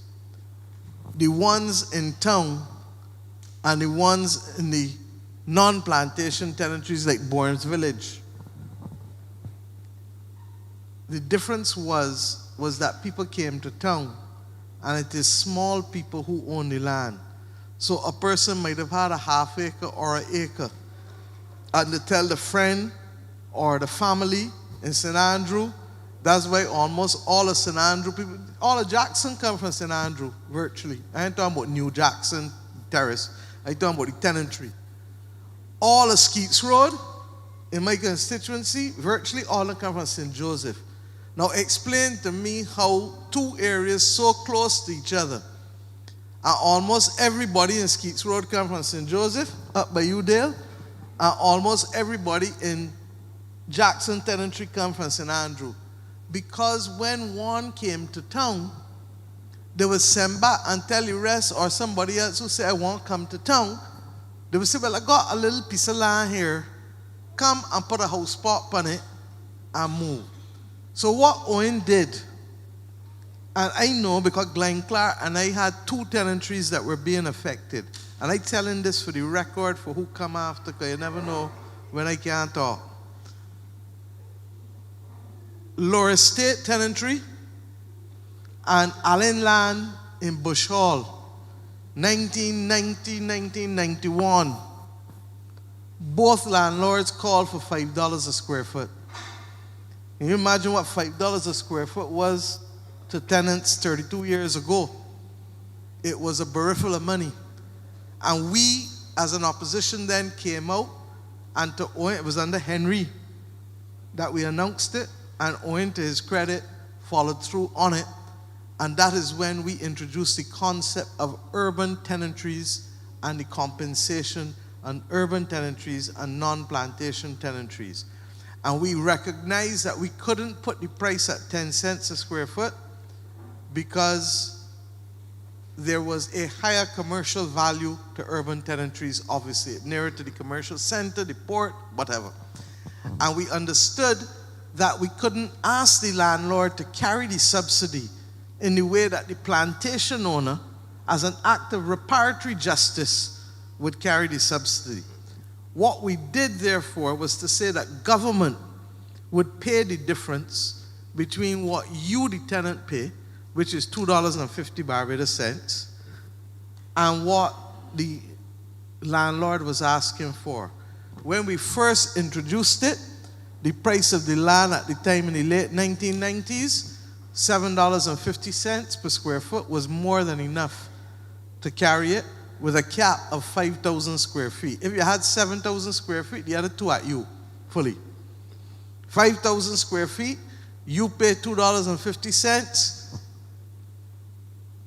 The landlord gets his full $7.50, the government pays the $5. We then raised it to $15 deal before we left government back in 2007. There are at least 4,000 people across urban Barbados. Regrettably, the last government didn't believe in the program and didn't do anything. And we have started it back. I had to pause it during the pandemic for obvious reasons, but we started it back full steam ahead because that is what makes people shareholders in this democracy called Barbados, when they own land and when they're not here just as tenants. So I've taken the time tonight to explain it because Bajans must understand, and I find that as a country we take too much for granted now, and it is not a good thing. And there's a culture of contentment that has kicked in that sometimes causes us to feel that we're entitled to everything. But we have worked hard to give citizens in this nation, for the most part across parties, to give citizens in this nation a stakeholding in the democracy. And that stakeholding is best exemplified when there is ownership of land. The government of Barbados has tried to reverse the scars of history through the provision of free education, through the provision of, for the most part, free health care. It is not where we would like it to be because of the technology, but we are getting there, and we have a whole plan to roll out soon. And through the enhancement of property rights that were the subject of major land reform. Tell me where else in the Americas you could go and get land at 10 cents a square foot, 5 US cents a square foot, and build a house on it. Tell me where else in the Americas you could get urban land for $1.25 per square foot and the government pay the difference for you. I thank you for raising these issues. What I will give you the assurance is, and I said all of that perhaps to let you know philosophically, without prejudice to the right of cabinet to vote me down, where philosophically I stand on this. Because the other thing that Tom Adams did for us was to make sure that there were two areas of investment for ordinary Bajans. One was transport licenses, bus licenses, PSVs, and minibuses, because you were supposed to be able to treat that license as a property right and devolve it to your children and grandchildren. And the second one was to reserve the selling of food as long as possible to local people without having the chains like McDonald's and all of them that eventually with the WTO came in, but we were able to stave it off for as long as possible to the point where we developed our own fast food restaurants and we were able to create brands that other countries have not been able to do, not just at the level of Chefette or Barbecue Barn, but also at the level of people like Bellyful and all the rest selling all about the place on a Thursday, Friday, Saturday, Sunday night. Okay? So it is important that we understand what informed the policy, and I thank you, therefore, for raising these issues. But the AG will look at the judgment, the Minister of Housing will look at the policy, and the Cabinet will settle whether this is something that needs a further amendment or not in the legislation to move forward. Thank you, my dear. For your patient listening, ma'am. Thank you. Go ahead. I was just dealing with the history of it, so. So Mr. Gill, you'll appreciate that the government, no, you can say, no, you don't need to stand back up. The government was not a party to that case. That's a case between private individuals. And of course, I said the government was not a party to that case. That's a case between private individuals. And therefore, they argued the case as they each saw fit. I don't know that I personally agree with the decision, but I haven't read it. But I do know that in this Tenantry Freehold Purchase Act, in my view, there's a very important clause, and it says that in interpreting or in applying this act, you must give it such fair and liberal interpretation so as to make sure that the ends of the legislation would be met. Now, I've been in Parliament now for, well, the Senate for 5 years, the House of Assembly for 20. And I think I have a very good idea of what was behind this. There's an illogic to saying that where a person who is a qualified tenant dies, that their estate cannot purchase the property. There are individuals who have invested many thousands of dollars in building a house, some wall, some wooden wall, some all wood, and it would present a tremendous hardship for those individuals to be told that they have to dismantle a house worth $50,000, $60,000, $70,000, reduce it to nothingness, and move it and carry it someplace else. I do not believe. AG, you song as though you can be an ally of mine in the Cabinet. Well, I figure that all attorneys general must be the Prime Minister's ally. Not quite. Because there are times where you will put me in my place with the law. But all jokes aside, yes. And remember one final thing. The Constitution, you refer to it as the grand norm, a wonderful German word that we don't hear too regular. Sort of like when I talked about the curtilage, and it got introduced to their vocabulary. Our Constitution says that Parliament's responsibility is to make laws for the peace, order, and good government of a country. A judge has the unfettered right to decide what he feels about a given case and what he thinks, whether he thinks a law is constitutional or unconstitutional or whatever it is. That's his right. It's the independence of the judiciary that we're... The application was submitted. Since that, we've been calling and checking up, and there is nothing. It is at the same stage since 2021. And we would have some persons in the neighborhood who have received let me check on it for you. So, Mr. Morris, we'll check and we'll get back to you, all right? Okay. So, I don't know why, because as you've worked out, some others have received. Yes. Okay? And as that's the $3,000 one, right? No, this would have been the 14, the one that the amount is 14. 14, most, okay, yes. no problem. Because along with being a first-time homeowner, I'm also a first-time mom. And this will really help go a long way. All right, my dear. Thank you. I see the face smelling. Boy or girl? Boy, he's there. Boy? Or is the one making noise? Yeah, behind here, keeping up. It's his right to do so. Okay. All right. Thank you. Thank you, my dear. He's making noise because he see you away from him. Thanks. Who's next?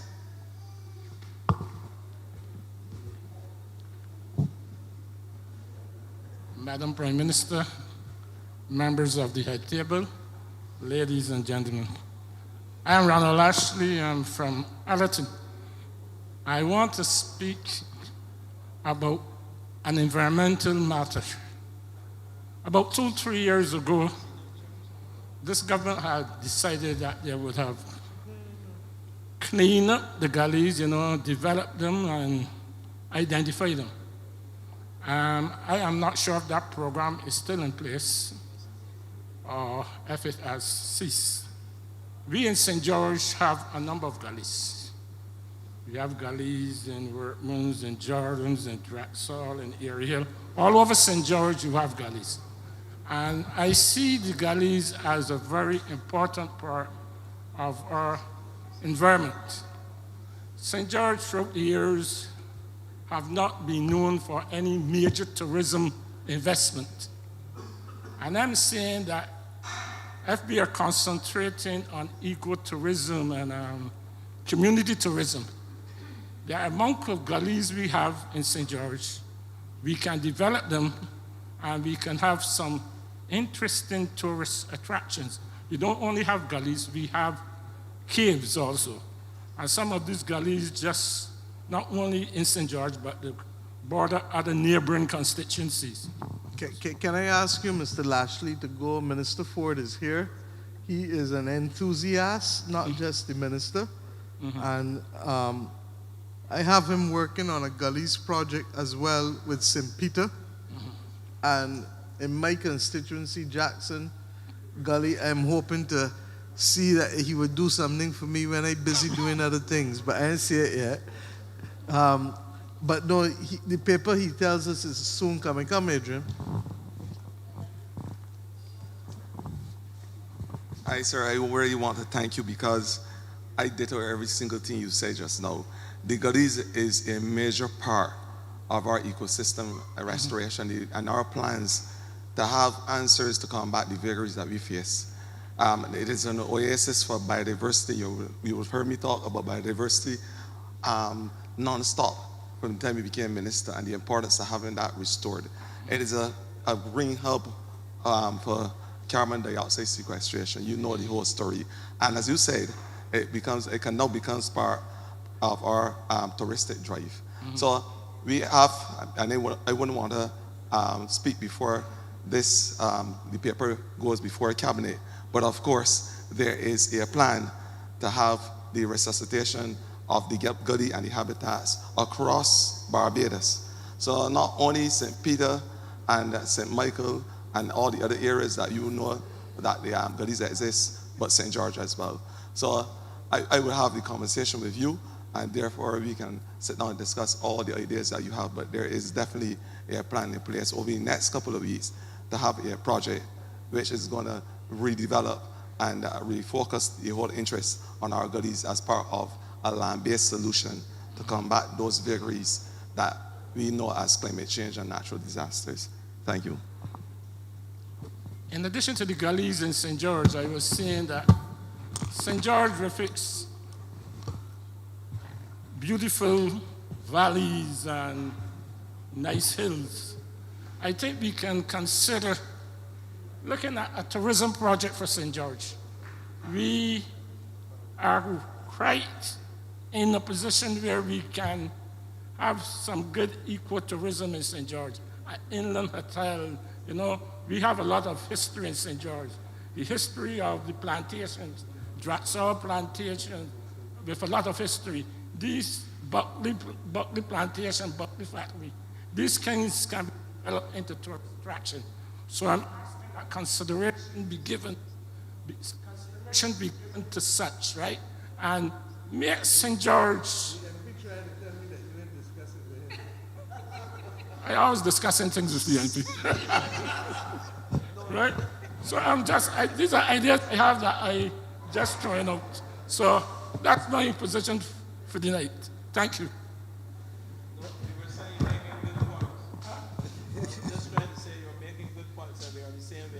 Thank you. We are on the same page always. That's why you discussed it. Who's next, please?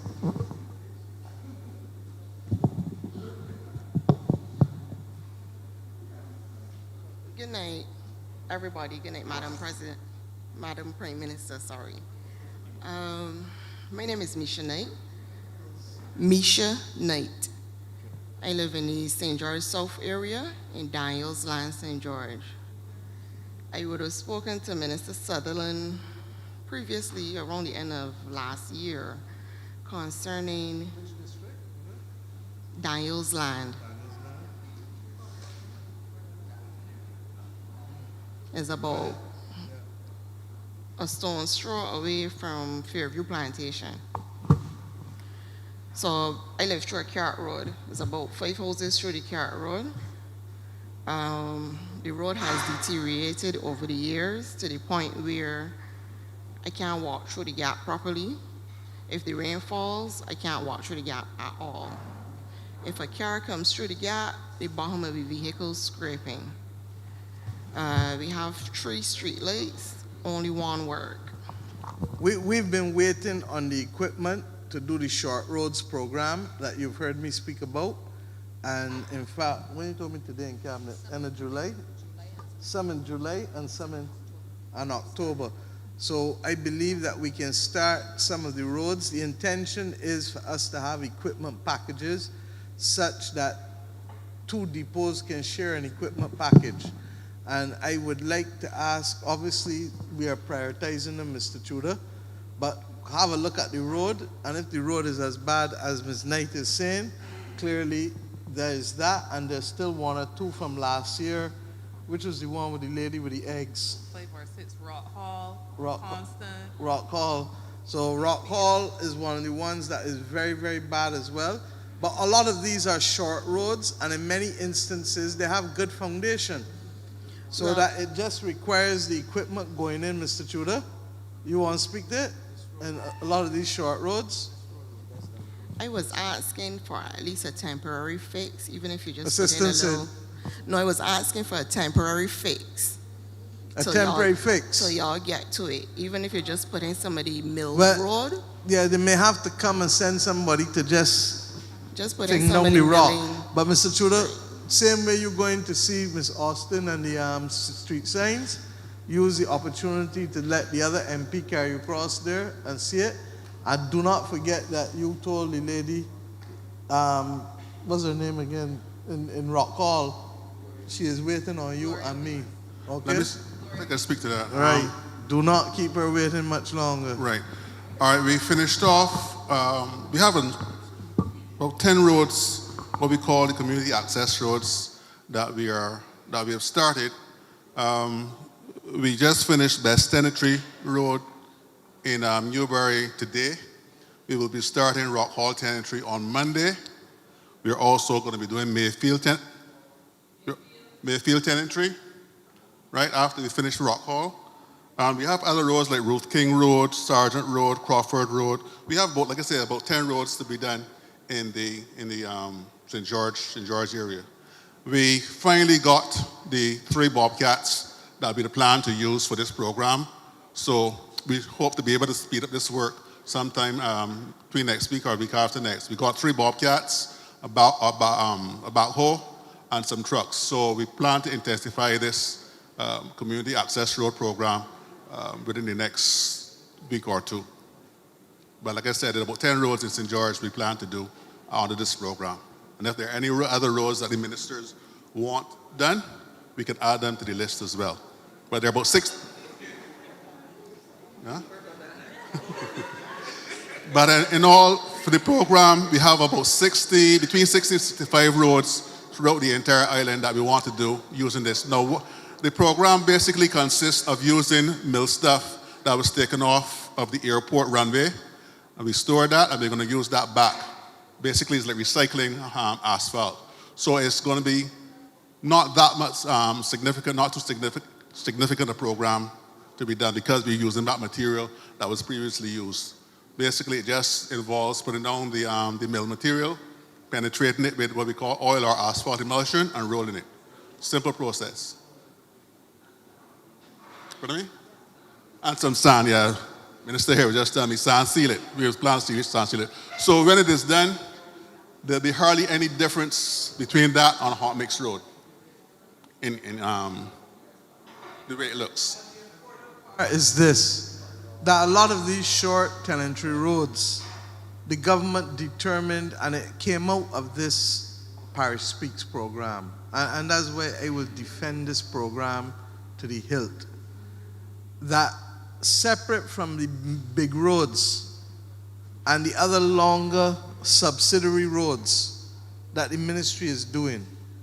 We as a government have decided that we will invest in the equipment to allow the depot workers to be able to do these short roads. Mr. Tudor, I'm holding you to a low bar because we should be able, based on the timelines you and Mr. Eversley gave me when we went out initially, that we should be able to get with the 6 packages no less than 250 roads island-wide for the year. And the truth is that based on what they told me, that just means 50 roads per package, 50, 60 roads per package. This is 50-something. And the truth is that you must be able to do more than 50-something short roads in 250 days a year if we take into account the 52 weeks times 5 minus a few bank holidays. You understand where we're going?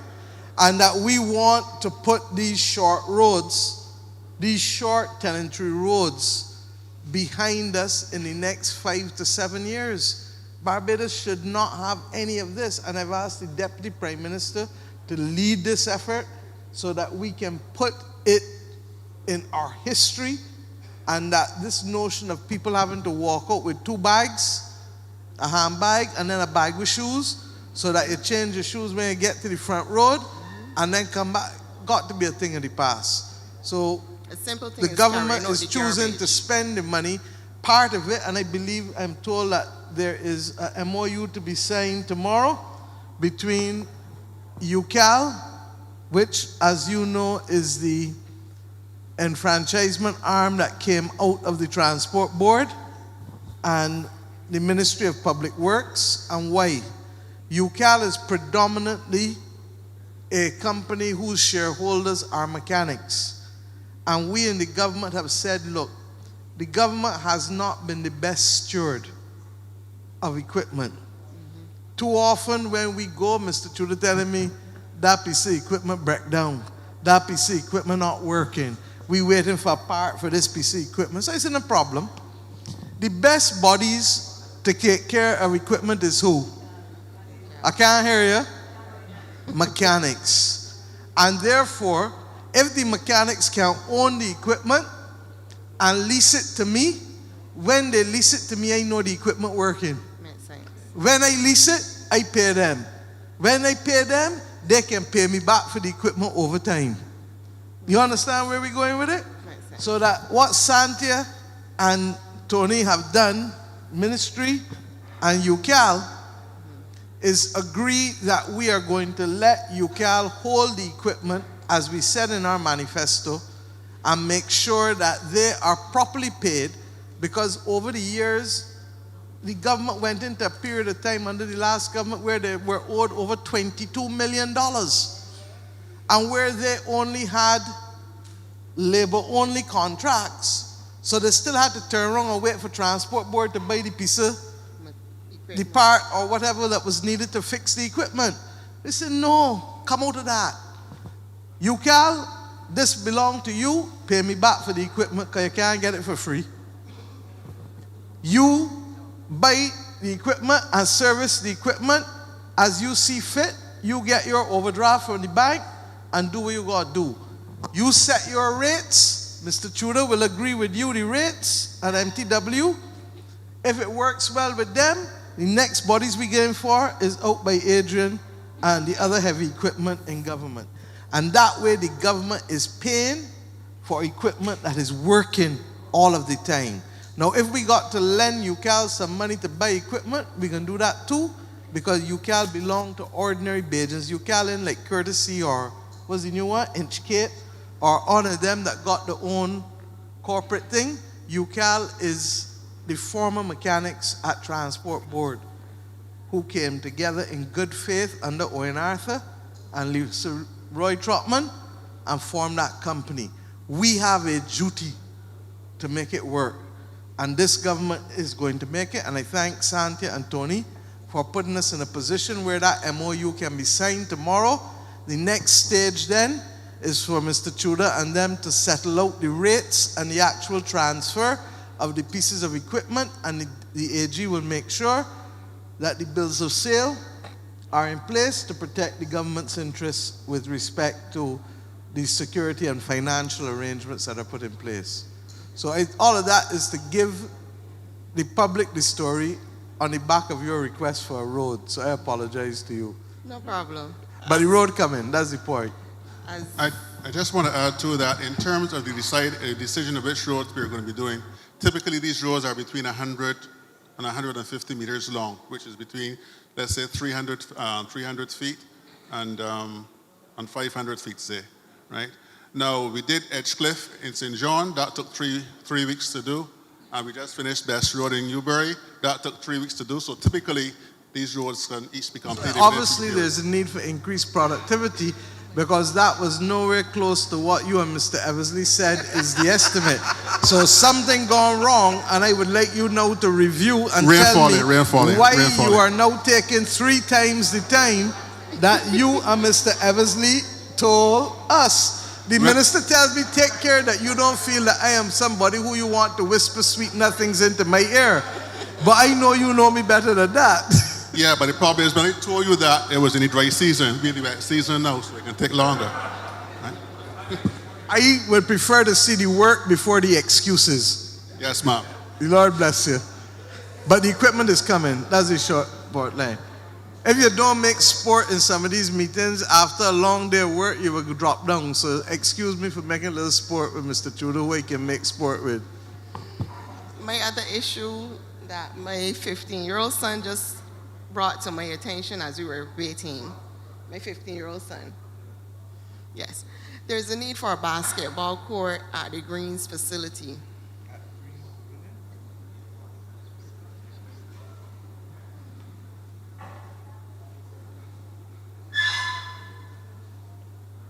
Every other new facility that has been built in the last couple of years. I hear you, but on new basketball courts or sporting facilities, there will be a list, because as you can imagine, every community in Barbados wants sporting things.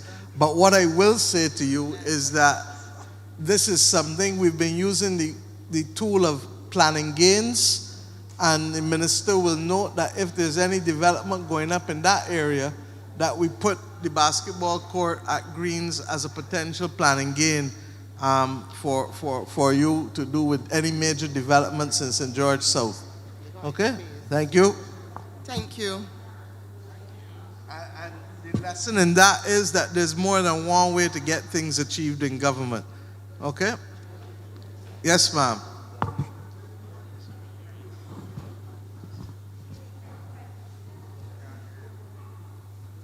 Good evening, Prime Minister and ministers at the head table. I am Tessa Chatterton Shaw, and first of all, I just want to welcome you back home, Prime Minister. I watched attentively tonight, or this evening, the press conference, and had I not listened from the beginning to end, I would not have known about Parish Speaks. I don't know, maybe I'm not on social media as much, but I thank you for this opportunity. Allow me, please. I am a St. George girl and a St. Thomas girl. So allow me, please, to address a few issues. I am what they would call from Charo Bridge. You know, the Bridge supermarket, Salters, but I live in St. Thomas. What is interesting in it? And therefore, I will have to ask you to hold tight.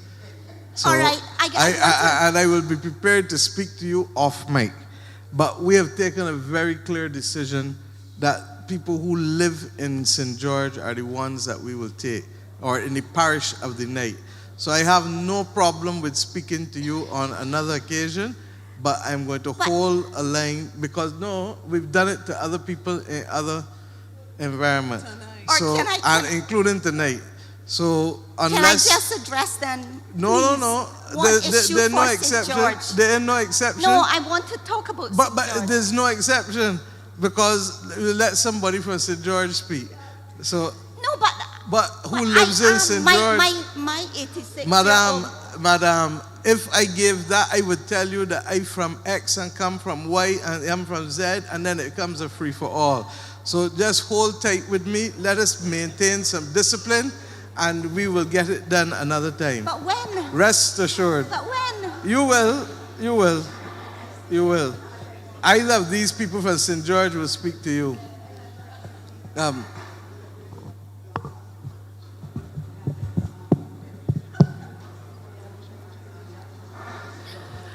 Good night, Prime Minister, and good night to everyone here in the meeting. I've always heard when something nice is being done, you must always comment. My name is Janelle Holder. I am from the Todd St. George community, which is in the St. George South constituency. So as I was saying, this is the first time I've actually had to come out to the meetings. I have heard my mom speaking about them, and I want to thank you and your team for this opportunity for the members of St. George South and St. George North, to come out and have their say at these sessions. Tonight, I am not speaking on my own behalf. I speak on behalf of my mom and my uncle, two senior citizens. The first issue with the report regard to Transport Board. With respect to the TAP program. Okay. So it was reported to me that in some situations when our senior citizens are riding the TAP buses, that they are sometimes being told that persons are not accepting the Barbados ID card to show that they're pensioners, and they're being asked to pay the bus fare. The TAP program is supposed to also accept the ID card just like the Transport Board buses, but they're asking pensioners to pay the bus fare. But they can't, because they're also being allowed, you're paying them for the pensioners. So that is wrong. Please give us the bus number and let the ministry deal with them. And if they continue to do it after they've been reported, then they may find themselves out of the program. 3 strikes and you're out. Santia? I agree. I think you need to report it to Transport Board. Let us know what is happening, and we will investigate it. Okay, well, right now I don't have the numbers because of that, my mom does not take the bus anymore unless it is a Transport Board bus. Right. Because she's like, her pension ain't enough to pay a bus fare and still maintain a... That is wickedness on the part of people, and I will ask the DPM to get the Transport Board to have a meeting. Fabian, you're here? Have a meeting with all of the TAP holders, because I know that you come to the Ministry of Finance for money to pay them. And they pay for school children and for elderly and for police. You understand? So I thank you for raising it and bringing it to our attention. Fabian? Thank you, PM. Long day to everybody else. The truth of the matter is, and I always speak very frankly, this has been reported to the board. The board is aware that this is happening in certain pockets of the network. We have met with the TAP owners and identified and explained to them this cannot happen, this cannot obtain. We have had scenarios where TAP operators would have cussed old people, and we would have had the evidence, and we would have put those operators out of our system. Notwithstanding the fact that the legal relationship is between the owner and the board, we would have taken action against the individual operator and also warned the owner. Or, as the Prime Minister said, it is a Transport Board bus. I always say in the board, a bus is a bus is a bus, whether it's a TAP bus, whether it's a Marco Polo, whether it's an electric bus. And all persons on the bus are expected to be treated with respect and treated the same way. So as soon as we receive those reports, we would normally investigate. When we find out and substantiate, we take action. And I cannot stand here in front of the whole country and pretend that this is not happening. It is the truth. It's happening. It's not wide across the entire system, but we have received some reports and we are dealing with it. You can call us at 535-3500, or you can call my direct number at 3510. And we will deal with it from there. But I am really sorry about the experience that your mom had and all the other senior citizens and everyone else ought to enjoy this kind of behavior, because the government has spent a lot of money in this program, a lot of investment in this program, and has tried to meet all the demands of the owners over the last couple of months especially. So it is really disheartening to hear these stories with the amount of effort that we are putting into trying to make this work. So I'm really sorry that happened to your mom. I will convey your apologies to her. Thank you. I suggest that you do some PSAs letting the public know that whether it is a transport board bus or a TAP bus, that senior citizens are entitled, and the other categories for which we have. And part and parcel of what you have done is to put the cashless system in place yet. Almost there. When will it be finished? Okay, so in a little bit, the cashless system will also allow us to appropriately audit and pay them properly for all of the senior citizens. So there's no excuse for them not taking the senior citizens' ID card.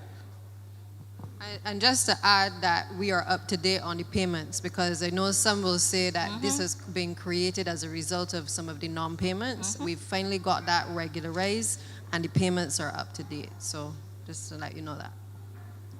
Okay, I think it's a wonderful program for enfranchisement of former transport board workers, but by the same token, fair is fair is fair is fair.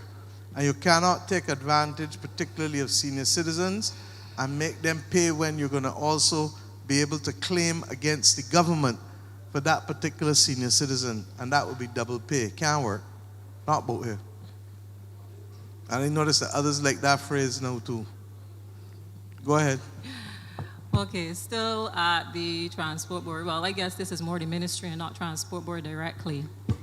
The bus service, and I can only speak with regards to the Bowmanston bus service which travels in our area.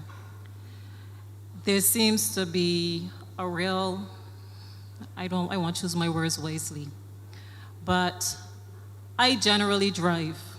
There was a week where I had to take the bus because my car was at the mechanic. I had to leave home at 6 o'clock in the morning. And that was because there's a guy who works with the TAP program in my community, and that's the time he starts his shift, and he would take down persons in the area.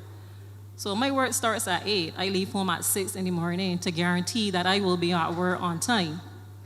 And then on evenings, if I don't get the 5 o'clock van to get home, they ain't like getting home until outside is so dark. The service is really terrible. This week alone, I've had to, my son's girlfriend, she was working the night shift. She has to get work for 10. You're looking for 8 o'clock bus, there's none. And even if I decide to take her to the next community, which is St. Jude's, or even Four Roses and St. John, it's the same situation. There is no bus. You're complaining for Todd's in St. George. Bowmanston Road. Bowmanston Road. Yes, please. Okay. So, no problem. So, Fabian, please, let us see. But I do understand that we You're are getting limited. more buses soon. Correct. You're getting 10 buses next month. 10 electric, and that would be 5 long and 5 short. 5 long and 5 short. And then we hope to also have another set after that, but I won't speak to that yet. Okay? So suffice it to say that even in all that we're doing, we're increasing the bus fleet, but in the interim also, the reality is that the last government increased the number of private holders of PSV licenses from about just 375 to over 750, which effectively privatized the transport system in this country. The problem is that we need to have the mass transit authority, because in many instances, many of them don't necessarily want to fulfill the universal obligations, which means wrong the service. That's why transport board exists in the first place, because a private sector person will work when they want to, how they want to. And we're saying, no, it can't work that way. That if you're in the transport system, you have to be subject to the directions of a regulatory authority, both in terms of location as well as in terms of hours of service. Okay? So we're working through all of that in a way, hopefully, that will be fair to them, but fair to the traveling public as well. Okay? Thank you. Now, my next area, Fabian, I'm finished with you. You're free to go. My next area, Minister Sutherland, housing. Again, I like to give praises where praises are due. The work the government has done since the passing of Hurricane Elsa to assist a lot of the homeowners is indeed greatly appreciated. And I do think that they need a round of applause for that.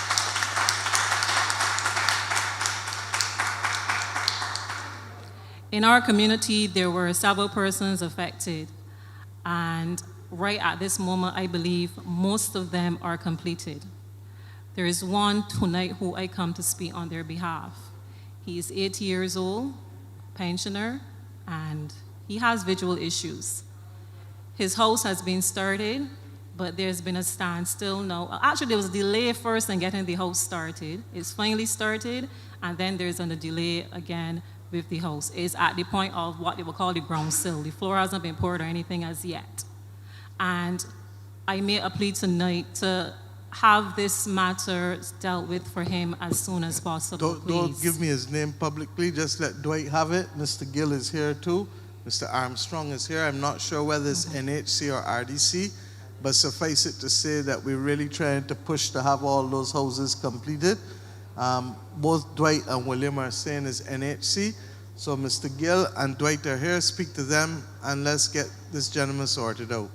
Okay, but thank you. And the truth is, look, we've had to start from and literally to do that which most governments have not had to do with the level of damage that we faced in both the freak storm and Hurricane Elsa. And that's why the debt pause clauses are important going forward, because if we can have those natural disaster clauses, it will make a difference to give me elbow room to really help Bajans. It will free up, in our case, if we really get hit, the equivalent of about $1.9 billion over a 2-year period, okay? So, believe you me. But we are clarifying the rules now, and we really need also to look at how best Bajans can ensure for house fires and for storms, etc. But we recognize that if the crisis gets worse, insurance also is going to be more and more difficult and more expensive. So that's why this issue is not a straightforward issue, and that's why you see us having to argue and put positions overseas as we have been doing. Okay? Thank you very much, ma'am. Thank you. And Mr. Sutherland, my son sent me a message to you. Recreational side, the road tennis court, they're still awaiting that. Thank you very much. He should manage that one. Any more people, or that's it for tonight? Thank you. Roy, please, I think you wanted to speak to us quickly. Good night again. The lady who just spoke, I didn't catch her name. Would you please go over to the table on the far end and speak to Alex so that they can have it on the log for follow-up purposes?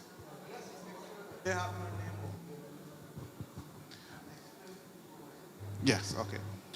Those of you who were here earlier would understand why. What we are doing essentially with each of these is that we log the information first for order in terms of how we run the meetings at night, but then every person who participates, we actually follow up so that we can have proper information, and that when we come back to report in a year from now, that there is actual progress and there's record of that progress.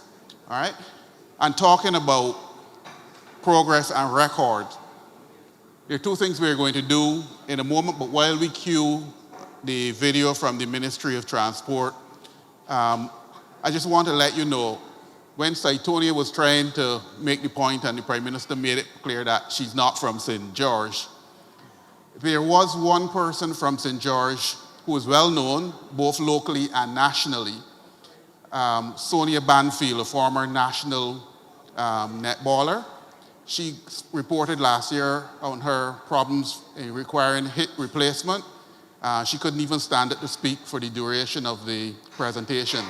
What she wanted to do was to say to Prime Minister and the MPs and the others from health that she has in fact been able to have that hip replacement or a knee replacement. And as a result, she is recovering, not enough to be here tonight, but she wanted to say thanks. So I'm saying it on her behalf. And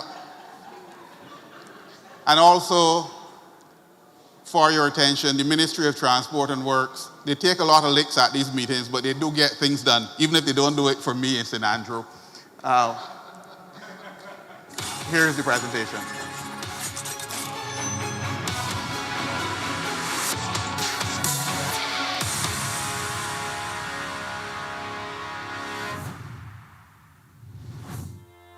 From minor repairs to complete reconstruction, the Ministry of Transport, Works and Water Resources has been improving road infrastructure within St. George. The depot, which is responsible for all works that goes on in St. George, is the Golden Ridge Depot. Once we have work that is spread over the dual constituencies, we would obviously look at it, assess it, and see wherever necessary to respond to the needs and the queries of all residents. At Harmony Cottage, the road was laced with crocodile cracks, potholes, and cross pipes that Waterworks had to come and amend, move, transfer, to allow our milling team to mill the road, set a level and a grade, and fully pave it with the paving team belonging to the Ministry of Transport and Works. Airy Hill, that was rehabilitated. That road was needed to be done for years now. So we recently got that mill and resurfaced there about in May. The most notable project was the reconstruction of Carmichael Road. The entire road was raised due to saturation within the St. George Valley. Utility companies upgraded their facilities at the site, wells were cleaned and recased, and earthen drains were constructed to improve drainage. A road shoulder was added to create pedestrian and bicycle access. Before, when you were coming from Jordan Tenantry area to make the turn to go back to Workman's, people could not make the turn comfortable. So we decided to cut the rock bluff that was there, thereby widening the junction there, that people can make a smooth turn.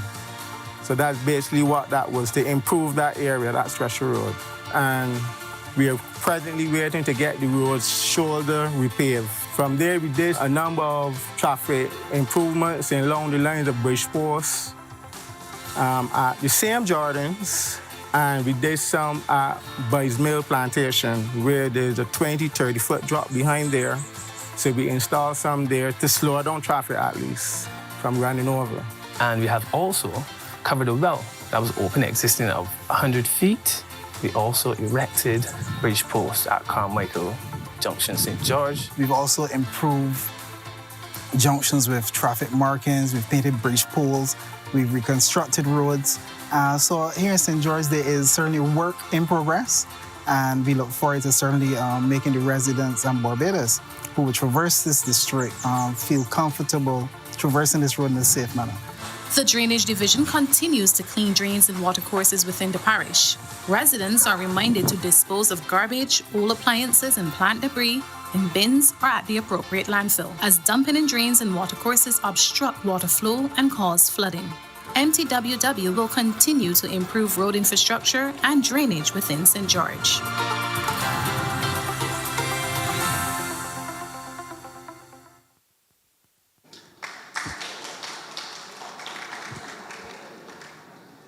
One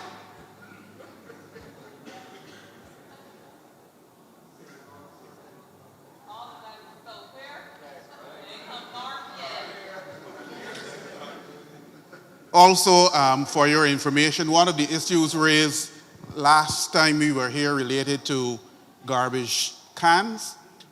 There were some residents who were concerned that they didn't get.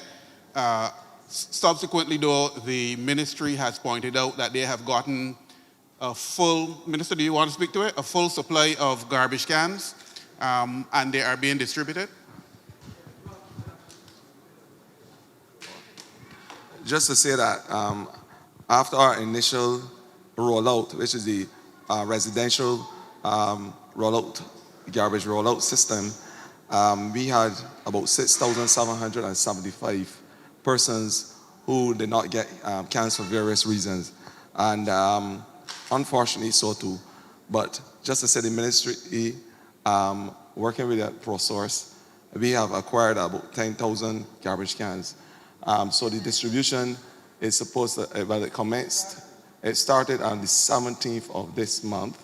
And I want to say that it will be for a period of 6 weeks or so to finish off. And every single person in Barbados who is entitled to a garbage can will get those beautiful cans. And I want you all to treat them with the level of respect that they deserve.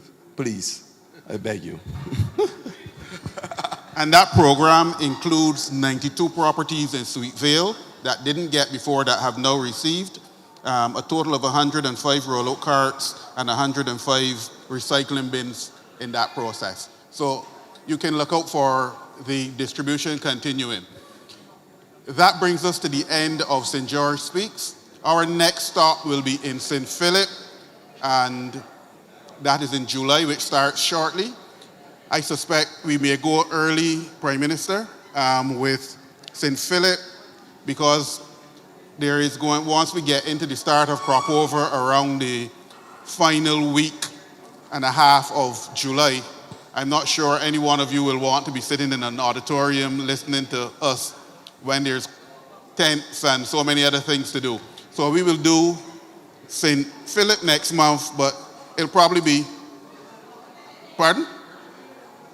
In July next month, right? Yeah. But it will probably be earlier than normal. Yeah, not at the end, not at the end of the month, because the end of the month is now a bank holiday on the 31st of July for the 50th anniversary And of lots of CARICOM. facts.